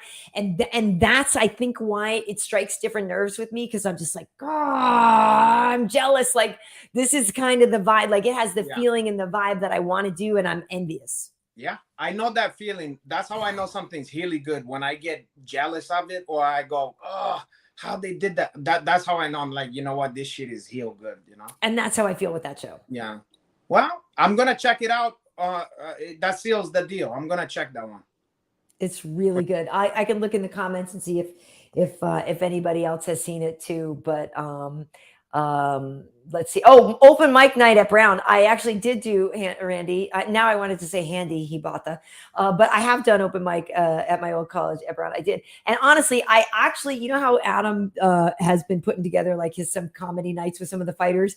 I actually have been thinking about. I was like, you know what, I should maybe like try to get my act together, because if I did, I would do an open mic. I would do a 10-minute I would do a set if I felt like I had good material. Like, I think I'm better at being a reactionary, like riffer. Like, I would be a work the crowd kind of comedian, because I think I'm good at like zinging you back or whatever. I don't know that I'm necessarily going to have an act, and I have an act. I have some funny stories and stuff, but I think I'm better at like reacting to people. And that's always a great parachute to fall back, emergency parachute, because I mean, God, I've done it a few times, and when I did it, my shit is mostly fucking with the crowd, porra. That's delicious. I mean, if you can do that, that's good. I mean, that's the best. It because is. Well, fresh. They know it's like this is the first time it's being said. You couldn't have fucking practiced that. That's exciting. It's true. Well, I've always said two of my favorite things are a hot mic and an audience. You know what I mean? So I really do enjoy that. Audience, I like that better. Well, I really do hope, Renato, I want us to grow to the point where we are doing this show in a studio with an audience. Like, I actually, for those who don't know, like the dream for this show, when I, approached you about hanging out with me sometimes, I actually didn't even think we would do it more than once. I was like, hey, do you want to hang out one time? And then it worked out and we had fun. But like, I actually, again, like the thing, I have this whole thing written out. Like, I have a version of this show between you and me that would be like on the Letterman scale. Like, I want this to grow. I want it to be a lot bigger. I have a lot of big like ideas and plans, and I think we could do a lot of that kind of stuff. I think so too, and I have a vision too, where in my vision, your cheeks is grow, and I'm feed you like Hansel and Gretel. Like, I'm just feed you stuffs, hochi. I'm feed you rice and peas, and I'm get you jeans. Is on the sides. They start to you can't even buy jeans. You have to get tailored. Because I'm still gonna have the little weight. I'm gonna be slim thick. Yeah, you have to get bespoke jeans from that point. Yeah, bespoke. Yeah, because they're not gonna fit. They're gonna just like on the movie. You remember well, no, I don't want to use that because I said that for Vinny Magalesh. But I want to use. You ever seen in Big Trouble in Little China when that guys expand? That's how your cheeks is gonna start to, and they're gonna go like that. There's gonna be denim shrapnel all over the fucking place. Denim shrapnel. Yeah, I really hope not. But yeah, see people saying they want to see a live show and this and that. Go, listen. I will say this, and I mentioned it kind of at the beginning of the show. And one of the people I was talking to you about this was our buddy, referee Mike Beltran, who one day we need to have on the show, because I think Mike would actually be really, really, really fun. But I was talking to him, and I was talking to some other people, and one thing they were saying is they were just like I don't want to get it, but they were just they were enjoying our show, and they liked the vibe that we were putting out, and they felt like they were just hanging out with their buddies, which is what I hope people feel, you know what I mean? So I really do hope we can get this growing and get more people to hang out with us, because it's a lot of fun. You can tell the fighters all have a good time when they're with us. Well, it's almost like they're hanging out with their body and his side piece. It's like that, and you're there, and they're like, oh, okay, caralho.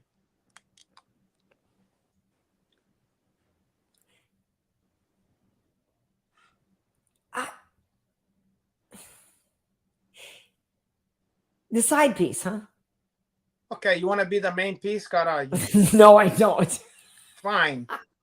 You're twisting my arm, caralho. You see, you always check it. I give you 12-inch. You take even more than one.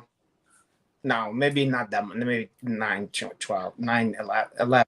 Caralho. What's the inch of true give or take? What do you want? Hey, we're coming up. Oh, we're almost at the 3-hour mark, so we might want to Oh, start thinking about what? wrapping it up. Yeah, Okay, it's almost 10 o'clock. So I just wanted to see if there was anything else on your mind okay, before. porra, caralho. But Slow DK is saying they were here from the very beginning and they're down. So thank you so much. Oh, and someone else when I was checking said, "Hey, I'm just showing some drunken love or something," and I appreciate that too. You know, Okay. having a beverage and enjoying, and they just wanted to share some love, some drunken love. I appreciate that. Yes, I appreciate that too. And so this guy's calling me a true masshole. I kind of am, and I'm not gonna lie. This weekend, I'm not a masshole, but when I was this weekend, I did get to spend some time like and at the bar with a couple of guys from like Kata's team and like a couple of guys from Joe Lozon's, and we didn't even get into the Lozon thing. But I have to say.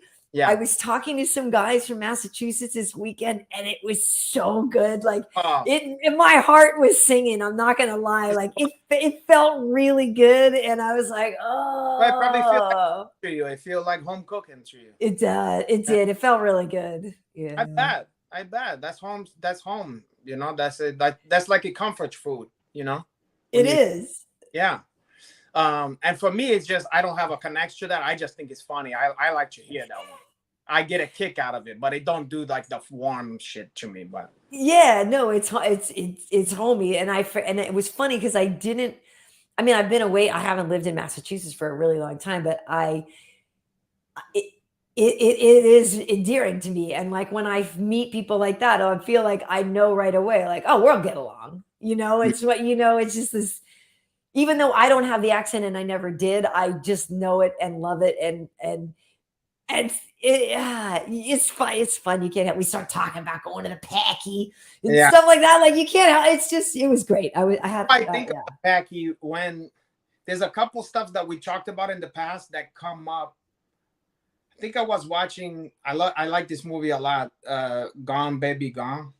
Okay. Yep. It's a good one. The first Ben, I almost said Ben Stiller. Ben, what the fuck is it? Affleck. The first one he did. And Casey. Yeah, but the first one he direct, you know? Right. And there's so much good little Boston shit in there. Oh, boy. Oof. Yeah. I like that one. They talk about the 3-decker or whatever, you know, like the 3-decker. What they call it. Yeah. Yeah. I was just watching what do you call it? The other day, like, how do you like them apples? Good Will Hunting. I was just watching that again the other day. Same thing. Like it just makes me feel good. Like it warms my heart. Yeah, that's a good one. That's a great movie. I like that one. Yeah. Well, listen, I think we figured out that we need to have a movie segment on every show. So if you guys want to give suggestions and that's something I wanted to say, as we are wrapping it up and just saying, this is episode 41 for people who don't know. And the festivity site is real basic and I'm changing a lot of things and changing colors and revamping things and trying to build it out.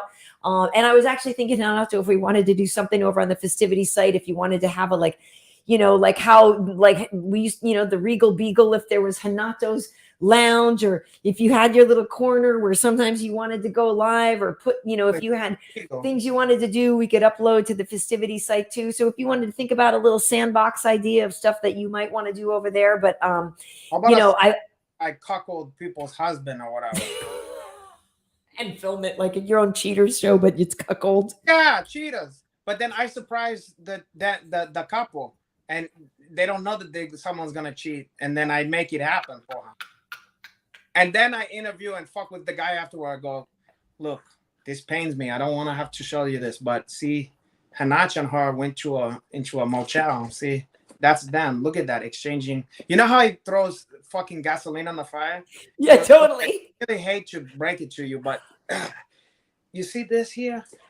You see, isn't that the thing you bought for her for Christmas, or Yeah. Well, the thing that always kills me on cheaters too is when it's like when the girl gets mad because like if the one he's cheating with, if she doesn't think that the cheating girl is as attractive or something, he's like, and they're always just like, but how did he leave me for like an ugly girl or whatever, It bees like that sometimes. Yeah, because ugly girls work harder, I think. Another stuff that can't be discounted is it's just something different. It's not even good or better or worse or whatever. It's just not you. That. It's just like hamburger. It's so strange. You know what? Or check this out. Hamburger helper. Imagine your wifey is aged hibby, Cajun hibby from Mastro's. Okay. Neither of us eat meat, but yes, I understand the analogy. I've had it before. Okay. Yeah. Now, but you've had that for breakfast, lunch, and dinner for 30 years.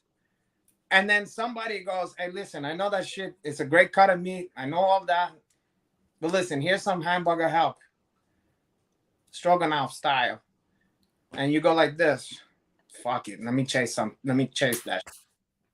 Let me get a chase. Just one chase. Just something different. God, you left Mastro's and you got the street meat out front by the parking lot. You know what I mean? It could be dog food. It's just different. It's something else. It's strange. That's why they call it strange. That's why they call it strange. Yeah. I actually love that phrase. Like, I love it too, and that's an outdated one. I also, you know what people don't say anymore? Trim. trim. You know why I saw it? I was just watching Beverly Hills Cop or whatever, or not Beverly Hills Cop. 48 hours. 48 hours. That's it. 48 hours. And there's a whole thing about him needing some trim, and I literally laughed because same thing. I was like, when is the last time somebody said they needed to get some trim? Don't say that no more. Trim. Yeah, give me some trim, boy. Huh? Yeah, Reggie was looking for some trim. Hedgie Hammond, Capricorn. Oh no, that's a different one. But Hedgie Hammond, I love that. Oh, that movie. It's so good. I love Nick Nolte too. So when you know how he's have that same. He's like me with girlfriends. You know how he's talked to his girlfriend who's like work at a bar or whatever. She's like, "When are you coming?" He goes, "I'm not coming tonight. I don't know when I can." Or whatever. She goes, "Damn it!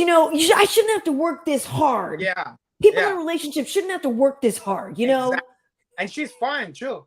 And she's like, this isn't how people who care about each other treat each other. And he's like, well, what do you want me to do? God damn it. I'm not coming home then. I don't know when I can. Yeah, he's like, here's your come on, Jack. That's not how people who care about each other treat each other. Yeah. I literally just saw that scene like in the It's fucking great. Yeah, I love that fucking. And the shit he says to fucking Hedgie Hammond. Oh, God. So good. Remember when he gives him the fucking candy bar? He's like, here's your goddamn dinner. Here's because Reggie's all like, what I need to do is I need to get some trim. I need to get some food. I'm hungry. I ain't been eating nothing. Yeah. There's some shit in that one. Oh. And it's funny because I remember thinking, he pulled out a Zagnut bar out of that machine. It was a Zagnut bar. And I'm thinking, when's the last time you saw a Zagnut? And I was thinking the Zagnut must have been placed or like a tribute or something to something else because there aren't Zagnuts in vending machines. And especially when that movie was shot, Zagnuts weren't. 82, there was probably Zagnut. What was it, 82, 81? Something like that. They have Zagnut now. When's the last time you saw a Zagnut? You know what Zagnut was in too? Fucking Beetlejuice. Yeah. Beetlejuice had the Zagnut bar. But that fucking movie. Anytime that one is on, I hold everything and I'm watching that one. Yep. Yeah. God damn it, Rick. I love his grumpy fucking. Now listen here, you fucking. Yeah. And it has all the old classic, old Chinese Jesus shit, you know? Oh, I know. Yeah. And then, what's his name? You know, the guy who has like no chin, who is like his partner or whatever, the guy who's always the bald guy with the little mustache and the no chin. And he's like, yeah, word has it, you got your ass kicked by some soul brother. Soul brother. Well, then they're saying all this stuff about the Native American guy that they're calling him all kinds. Firewater or whatever. Like we want one. No, not dot on that. Squaw from that. Like right. I love how he's only gonna have the Indian guy only want a hooker that's a fucking. It's like, come on. Yeah. Right. A very specific. It's like we're going to the reservation to get your hooker. Firewater. Yeah, I'd have all the hates shit, but God, your Hedgie Hammond is something else. Amazing. Both of them. There's some casting what ifs on that one, it was originally supposed to be Richard Pryor. I want to say the casting went because it was floating around Hollywood for a long time, and it passed. So that by the time they were getting it together, it was past their prime. They wasn't young enough. It was originally, I want to say it was supposed to be Richard Pryor, and it might not be him, but someone like Gene Hackman or something. It was like I love him.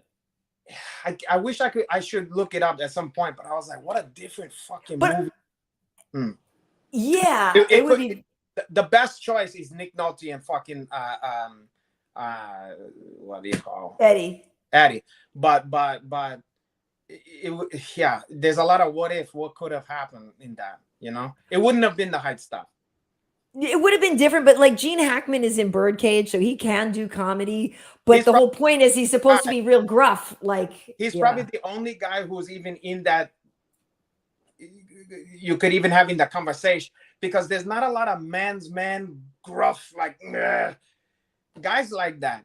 Who else is in that category who you could have? Well, you used to be able to have Robert Loggia, who I love. Well, but Robert Loggia is not carrying a fucking picture. Oh no, that's what I'm saying. You used to be able to have him way back when. Yeah, back like then, you wasn't gonna put him as the fucking second. No. Of course not. But you're right. Like, who's that guy now? Yeah, a leading man who is like, if you was to cast that movie now, the only person is maybe Russell Crowe, but right. That's what I was gonna say. When he does, I wouldn't want it. Well, because if you also remember, if you've seen what is it, the movie that Nick Nolte did about being the alcoholic, Affliction. Yeah. Because that's the thing, is that guy is he's a fantastic actor. A heel actor. Yeah, he's not fucking out. Neither is Gene Hackman though. But no, Gene Hackman's great. Who's irreplaceable? Who the fuck would be Eddie Murphy? There's no one. Kevin Hart would try probably. I know, but I'm saying that's who you immediately would go to. You'd go to Kevin Hart, Jamie Foxx, and you'd look at and none of those one could do that. And then you look at Shay, and he couldn't do it. Nobody. And especially think about Eddie Murphy was like 21 or 22 when he did that. But what if you recast it with like a Ronnie Chang type of guy instead? Fuck is Ronnie Chang? He's funny. Or you could do. There's a. Listen, we're talking about young Eddie Murphy here. I know. Yeah. Yeah. No, I mean, look, he was one of a kind. That's lightning in a bottle. I mean, nobody. There's nobody. Yeah. You know what they this is pretty good. Ron Perlman. That's a pretty good. He would be the. Yeah, but Ron Perlman is like one of the only sort of big burly guys left. He's not even that big. Gerard Butler's not a good enough actor, Arvin. Sorry, Gerard Butler's not a good enough actor. Like, he can't lose his accent. He have it when he plays Americans and stuff. Well, I'm trying to see if anybody here has a that kind of character guy don't even exist anymore in modern culture. Oh, by the way, Tim was saying, because we talked about not eating Mastro's steaks. Oh yeah, I mean, I did. I ate a bunch of them back in the day, Right, but he's saying it's that I like to beat my meat instead of eat it. Okay, yeah. Well, sure. I like it. Female persuasion. Anyway, I've had this conversation before because you know what's funny? The guys who did. Did you ever see the movie? The serious one, Uncut Gems? Oh, it's fantastic. Okay, and did you see the movie before that, Good Time? It was the movie they did that made Sandler want to work with them. I don't know Good Time. If you haven't, you gotta see this movie. What's it about? It's better. I like it better than Uncut Gem. I don't want to ruin anything, but it has to do with a botched robbery, and it have Robert Pattinson in there, and then his brother is like mildly. I don't want to say it, but they say he charted he's a special. Okay. I don't think I've seen it. He's one of those brothers, the Safdie brothers. He's play his slow brother, Excellent fucking movie. For my money, it's in the same universe as Uncut Gems. Dark New York, very dark, sad shit, but even better. I like that movie. Anyway, the Safdie brothers, who hold and direct both those movies, was attached to do the remake of 48 Hours. Oh. It's since been defunct. But when that happened, I got so excited because usually if they said they was doing something like that, I would go, please don't remake that. But the fact that those geniuses was going to fuck with it, I was like, And then I started to think, well, who the fuck you going to cast though? And I couldn't come up with nothing. Even for Nolte, I couldn't. But for Eddie, nothing. I mean, and that's the thing, unless you find people that aren't well known, but then you're not going to risk a tentpole remake movie with unknown people. You know what I settled on that they was probably going to do? I thought that they would probably do some shenanigan where they reverse the haze of the guys. And they had like Denzel playing the grumpy cop. And they had like, what's this fucking Pete Davidson playing? Pete Davidson. You're not off base with that. That could work. I'm not saying that would be good, but I bet you any amount of money that's the direction that that some studio would probably go. That makes sense of reversing the rules. Yeah, that I'm trying to think. Yeah, now that's going to rack my brain out. I'll text you later tonight. I'll be like, so-and-so. I'll come up with a name of somebody that can play the Nolte role or something. There's certain types of people that don't exist anymore. Like, there's no leading man like Dustin Hoffman anymore. Or like, like there was a time when people was a leading man was a short guy with a big schnozzle. You know what I'm saying? Like, certain eras have certain stuffs that you just don't, that go out of style. Right. You understand? So that guy don't exist in for us anymore, Right. Like, why? Well, I was going to say the closest thing would be what's his face from Succession, Brian, whatever, but he's too old. Yeah, that guy's a fucking 90 years old. He's too old, but he's kind of that guy, but he's too old. He's not Nick Nolte, Brian Cox. Somewhat attract. I mean, that character, even though he have to be a man. He have to be a man's man. Yeah. Yeah, like someone who kick the shit out of you, but women want to have sex with the guy. Right. But are drinking. And he maybe don't say the height stuffs all the time, but you still got a soft spot. Right. Who the fuck is that? They don't got that guy no more. Yeah, it's a dying breed. I think the PC world killed that kind of guy. Yeah, but before the PC world killed that guy or whatever, you have to also imagine it's like now that guy gotta be gorgeous. Like your leading man's gotta be like heel good looking. He's gotta be like Thor. Like what's his face? That's what I was just thinking of him because he's not half bad as an actor. He got personality. He have charisma beyond just being a big dumb good looking guy. Mm-hmm. But let's face it, that's who they want to put in these fucking movies now. They want him to be heel fucking good looking. They're not trying to put like Gene Hackman. There's no fucking Gene Hackman no more. You're not, Popeye Doyle.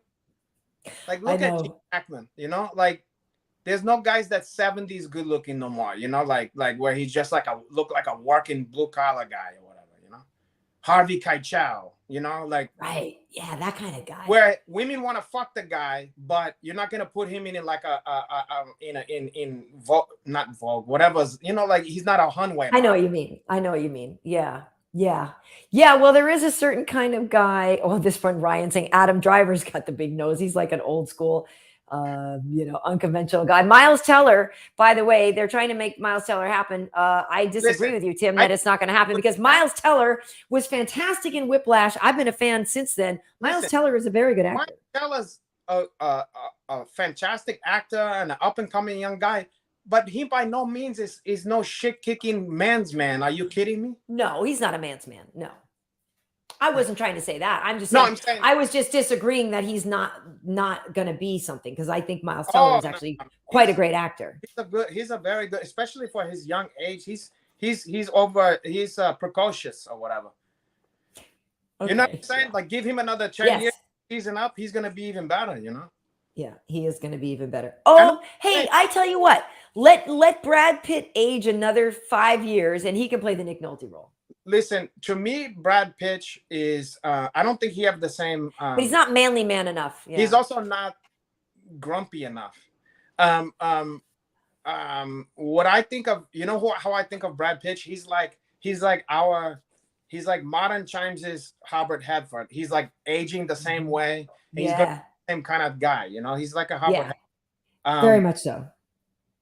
But boy, a Nick Nolte and a fucking Gene Hackman, those don't come around very often. Yeah.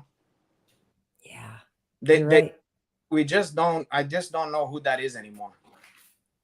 You're right. And even at this point, like you said, even if they reverse the roles, like a Denzel or a Samuel L. or a Lawrence Fishburne or something like that. But Denzel could be it. Yeah. Denzel, of all the people he's even too old now. He's too fucking old. And in the last ones, he did get a little bit. Yeah. It's like you need somebody who's basically like at most 54 or 5, but like keeping it together. You know what I mean? Like yeah. Joe Butler has the height look, but he don't have the height. No gravitas. No, yeah. He but he also don't have, he can't do an American accent. It just he's dying to like. There's a movie called Den of Thieves. Yeah. Which was fun to watch. It was the Wish version of Heat. The Wish. It was Heat. Wish. The theme of the night is the Wish version. It's a good movie that even the Wish version was enjoyable. This guy's supposed to be from Orange County and was supposed to play football at like Huntington Beach or whatever. And he sound like you're like, no fucking way, porra. And he didn't do a bad job, but the accent was off, was so off, porra. What about Dominic West? He can hide his accent pretty well. Yeah, but he's just not. Ouch! I'm sorry. Easy, kid.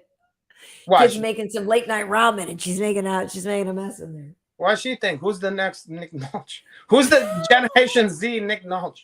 She's gonna be like, know who Nick Nolte is. She's like casted with Timothée Chalamet and Harry Styles. Yeah, and we're like, it's 48 hours. I don't care. But no, if it's 48 hours, then Little Nas X would play the. My God. By the way, we're going to see him in concert. I'm so excited. I bought us tickets. We're going to see Little Nas X in October. It could be funny angle. You know how like that shit was over the top racist, the way he was supposed to be like a racist white cop talking shit to a black guy.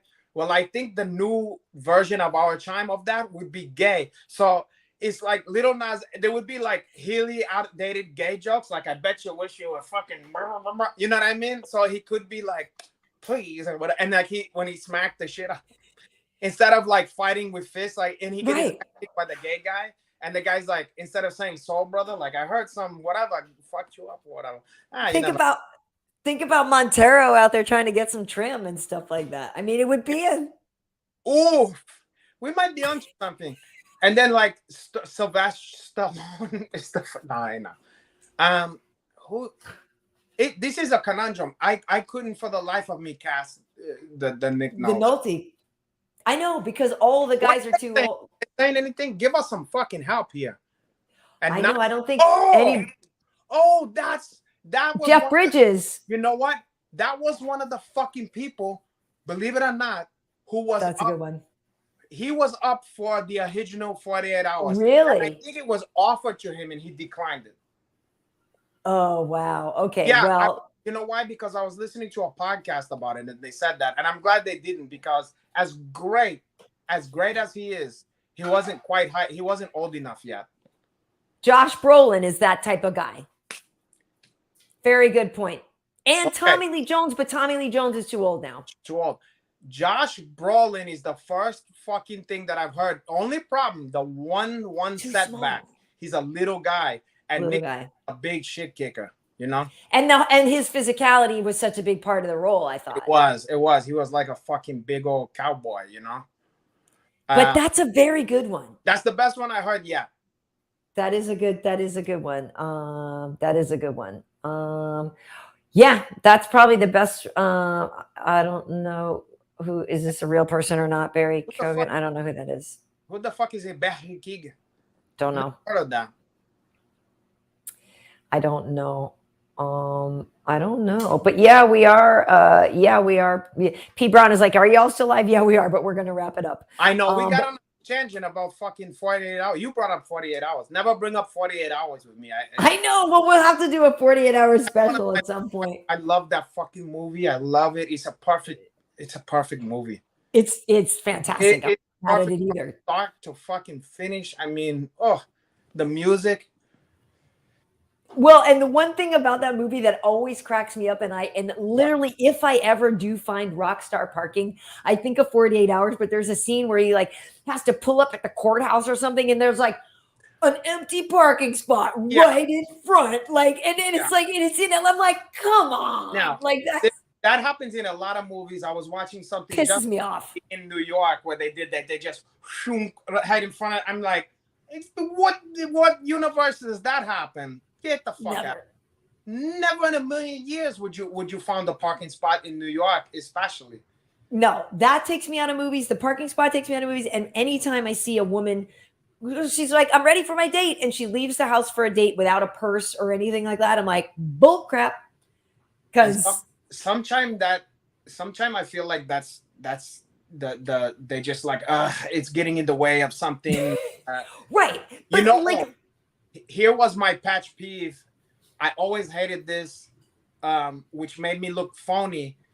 Is I used to be on the telenovelas or whatever. Yes.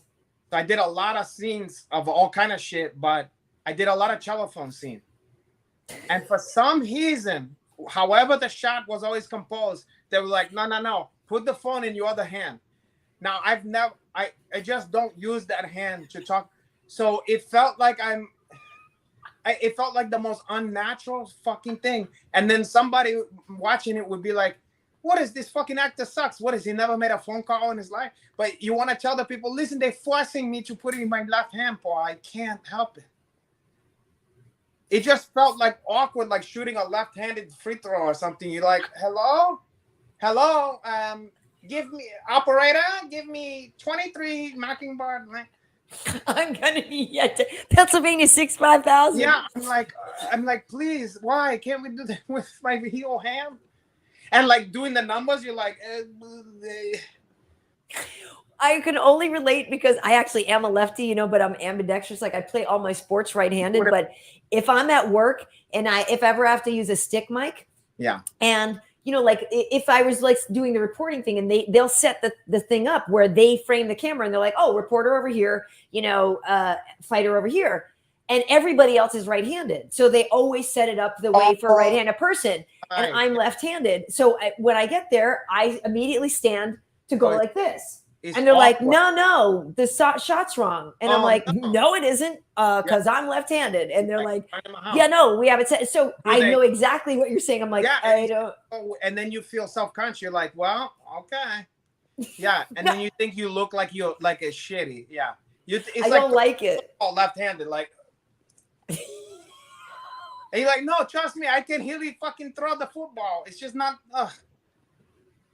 I do, and then I get panicky because and it's weird, but like this, I know they talk about the sides of your brain or whatever, but like I need that microphone in my left hand. Like that is the control. It is a phone too. You're just used to it. You're like, don't fuck with it. Yeah. Yeah. And so if you stick that mic in my right hand, I'm literally, it's harder for me. And especially if I'm doing anything where I'm speaking Portuguese or Spanish, like if it's in my right hand, you just made it 2 times harder for me. Yeah. I concentrate better. It's weird. There's a lot of stuff that's not the actor's fault that happen on movies and people don't realize. And I don't know if I told you this one. This was the worst they fucked me up in ever. So my character, which is the opposite of me, I was like a detective. Yeah. Who happened to be like a whiz on the fucking computer shit or whatever. Like I was really, and I'm the worst. I can't type. I can't do none of that stuff. I hunt and pack. The worst you ever seen. And I didn't even have a computer. I had to, like, my agency had to force me to get a computer so I could have email and stuff. I was like the last holdout. You know what I mean? Like I got the phone, the last, whatever. I just didn't give a shit about technical stuff at all.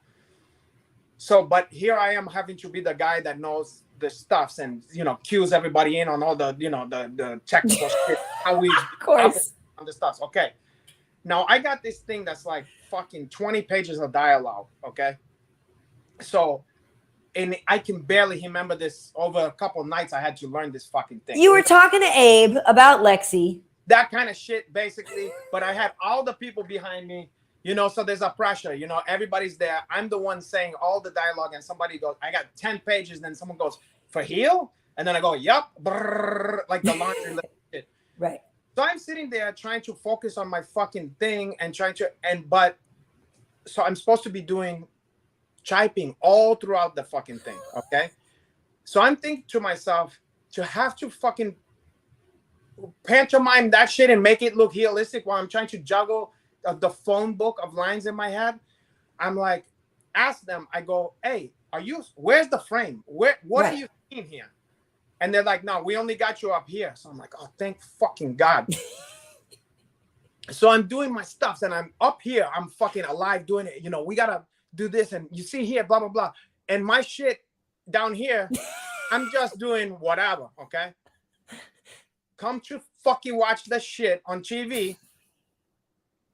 Now the frame is here. You got me like Jerry Lee Lewis. All over, Beethoven.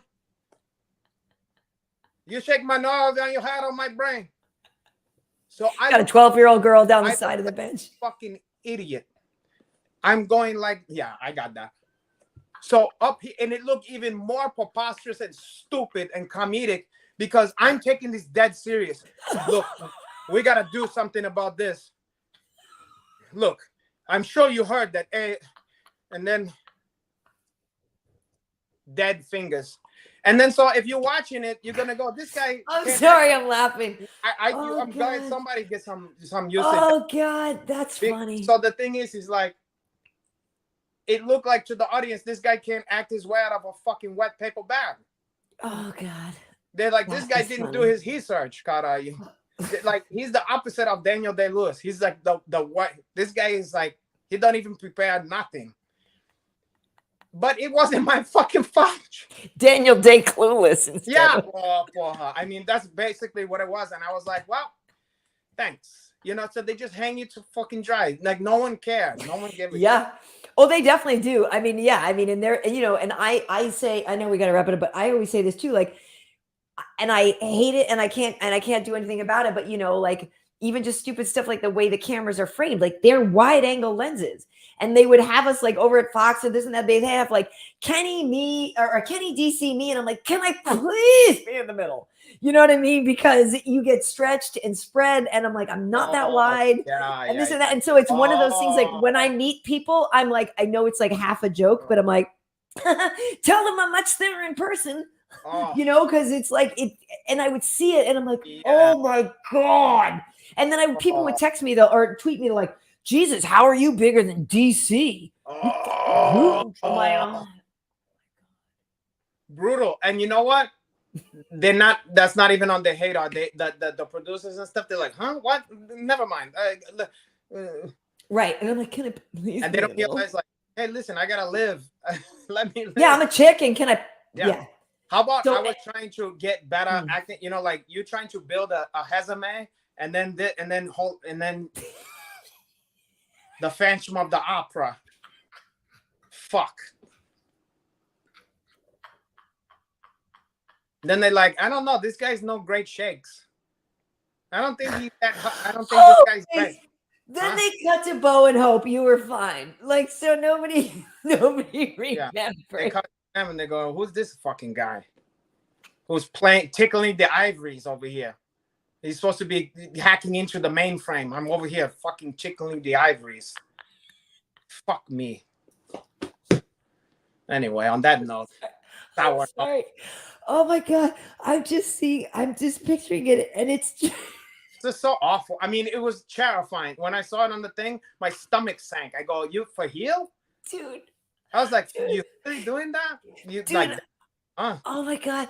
Wait, okay, so and in fact, this is something I wanted to do this week. We'll have to do it next week. Is embarrassing things because I have a couple, but damn, I don't yeah. know why that strikes me so funny, but I can just Oh, picture it. awful.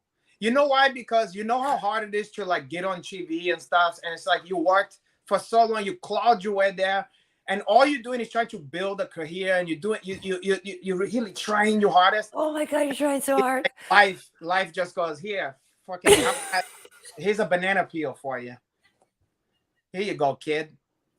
I see you care. Yeah, here you go. We'll make you look like a fucking bum.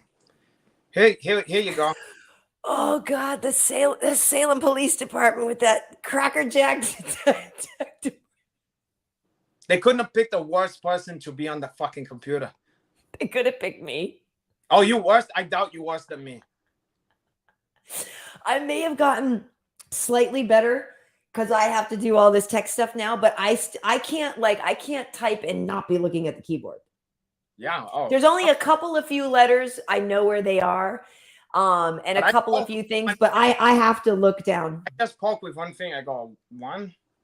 Are we still talking about typing? Well, I do. Oh no. I use a couple finger for that one.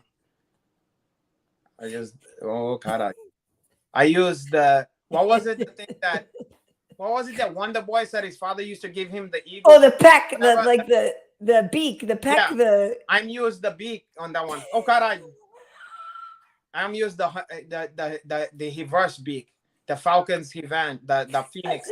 I use the Phoenix. Oh God. Well, you bring up, listen, we've had some really amazing guests. Wonder Boy was he was so great. excellent on this show. Like he was great.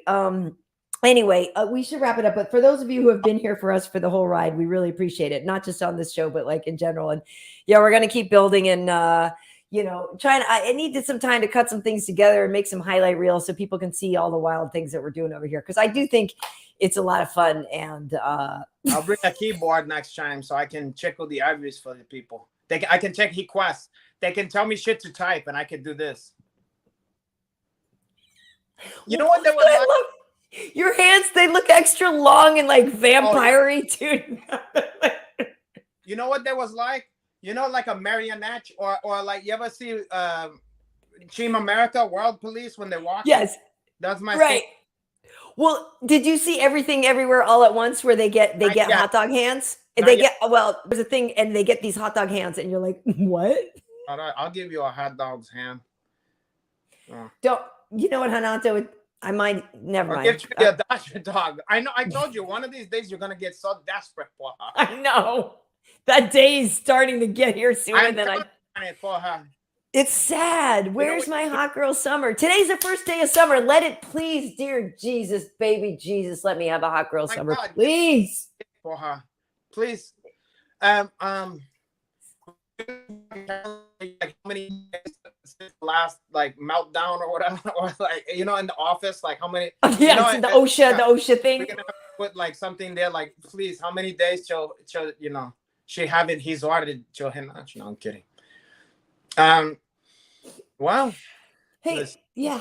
Well, it is the first day of summer, so happy summer, everybody. I mean, have faith. Some dick is gonna be bestowed upon you. That's not named Hanach. You're going to get some dick when you least expect that one. Oh, you think so? What is Tim saying here? He's got another donation here. This is going back to the sister. His name wasn't this. He's making a joke that I don't want to read. He was talking about, because I was talking about, I made an unsavory joke about the finger. Oh, caray. Yeah, some of these things you're going to read. I'm not.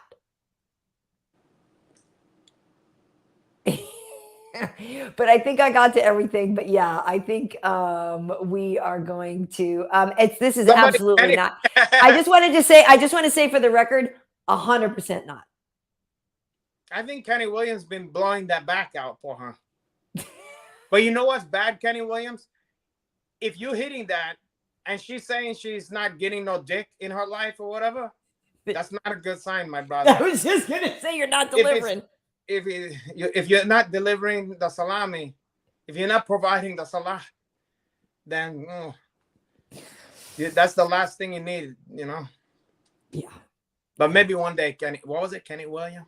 Yeah, but here's the thing. I think it would ruin it. I've said this before. Like, do people think Robin? Do people think Howard Stern and Robin Quivers ever got together? No. Maybe one drunken party, like a Christmas party. Oh, God, a lot of freaky stuff happens at Christmas parties. You think? Oh, I know. That was the one good thing about those shitty menial jobs, those minimum wage. Then when finally that one Christmas party and you just fucking go berserker, and everybody's doing all kinds of stuff they shouldn't be doing, got on you. Yeah. But then when you at work the next day, you're folding clothes or whatever, and you're like, what? You're at your computer. Yeah. I'm on my computer. I'm like, what do you need? I'm accessing the mainframe, caray. If my calculations is correct, we could slingshot around Saturn and be back to Earth within a year and a half. I mean, I got a couple of those. That's the worst example, but they did a couple doozies that's fucking horrible. That's probably almost as funny as that. But we'll get to those another time. Ugh. Hey, Renato, before we get out of here, I should let people know here. So let me do this, and I am going to let everybody know where they can find us and everything. Because it's important. Wait, let me see. Where did I put that down?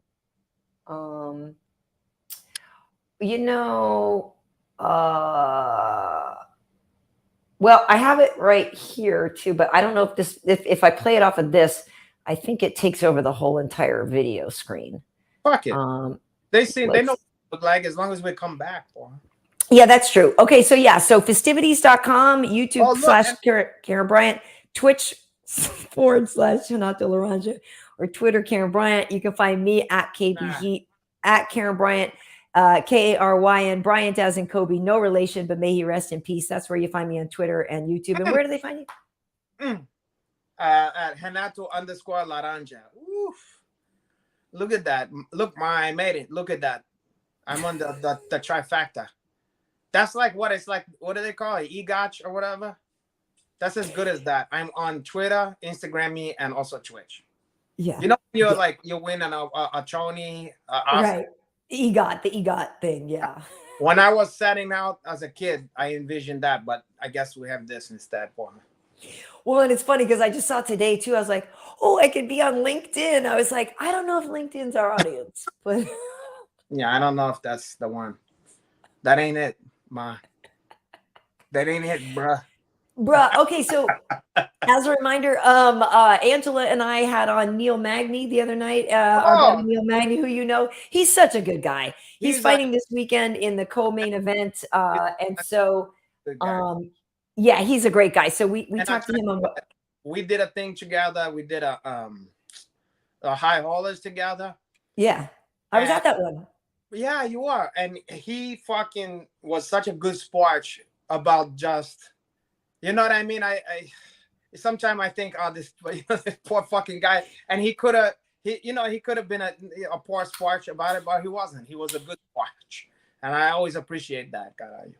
Well, that's part of the conversation Angie and I had with him is about what an excellent human being he is. Like he's just a great guy. Yeah, he is.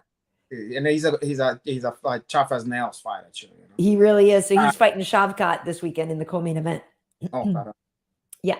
So, so anyway, this was episode 41 of this show. So that means there are 40 others you can look at. And we also used to do an after party. If you, that's when we initially started the show on Instagram and stuff. But if you look on YouTube or whatever, you can find all that stuff there or over on festivities.com. But just search like the hashtag TN Festivities or Tuesday Night Festivities and our stuff should show up. More stuff to say about this. Okay. Mm-hmm. One last thing before I go. A lot of people, and I don't blame them, they just like the show. Mm-hmm. But a lot of people is go, when are you going to do this only audio or whatever, Mm-hmm. And I used to, like I said, I used to have my own podcast that I did it only audio, And all they ever did, and I put so much work into that one with sound effects and musics and all kinds of fun stuff. All they would do is complain why there's no video. Okay. Now, the one good thing that the video have that the only audio one could never have is that audio is included in this one. So you can do two stunts. You can either close your eyes and just play the fucking thing and don't look at it, or just keep it on and place it somewhere and wash the dishes or drive in your car, whatever. And you're going to still hear that one as if it was a fucking audio podcast. So my question is, why you need it to be on iTunes? Why you can't just put it on your YouTube and just leave it there and not? Yeah, that's a good question. And the thing is because, for the one I do with Angie, we have a visual and then I do a separate thing and do put it out as an audio only. But I might be able to, and I agree with you, maybe I could do something where to not go through all that higamarole, as you would say. But maybe I could put them like just on the festivities site as an audio download or something. I could look into it, but I agree with you. It's like you just turn on the YouTube app and you just don't look at it. Yeah, I mean, any of stuff, like for instance, if there's some music that is so old or for whatever fucking reason, like I'll give you a perfect example. They didn't used to have De La Soul, or maybe they still don't, at all on Spotify, okay? Okay.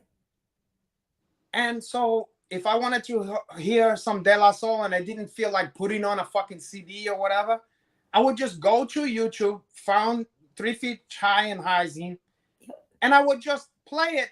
But guess what? I do something evolutionary. I just don't look at the fucking screen, but I would listen to the musics. So I just don't understand. I understand that it's more convenient if somebody want to just, they want to go where they listen to podcasts, but enough where, just listen to the fucking thing. Just put on the video and don't look at it. Yeah, I get it too, because there are podcast players and different things. The only hesitancy on my part is just it's just more work for me. That's what I'm saying. Yeah. If it wasn't, I would say, yeah, fucking come on, get on it, Karyn Bryant. Right. But I'm just right. I just don't see why you couldn't listen. Anybody fans understand why not? I don't know. I don't know, man. I don't know. It's something to consider. It's something to consider. When I did all they did was complain about that every fucking week. It was, why no video? Why it's not on YouTube? I mean, constant.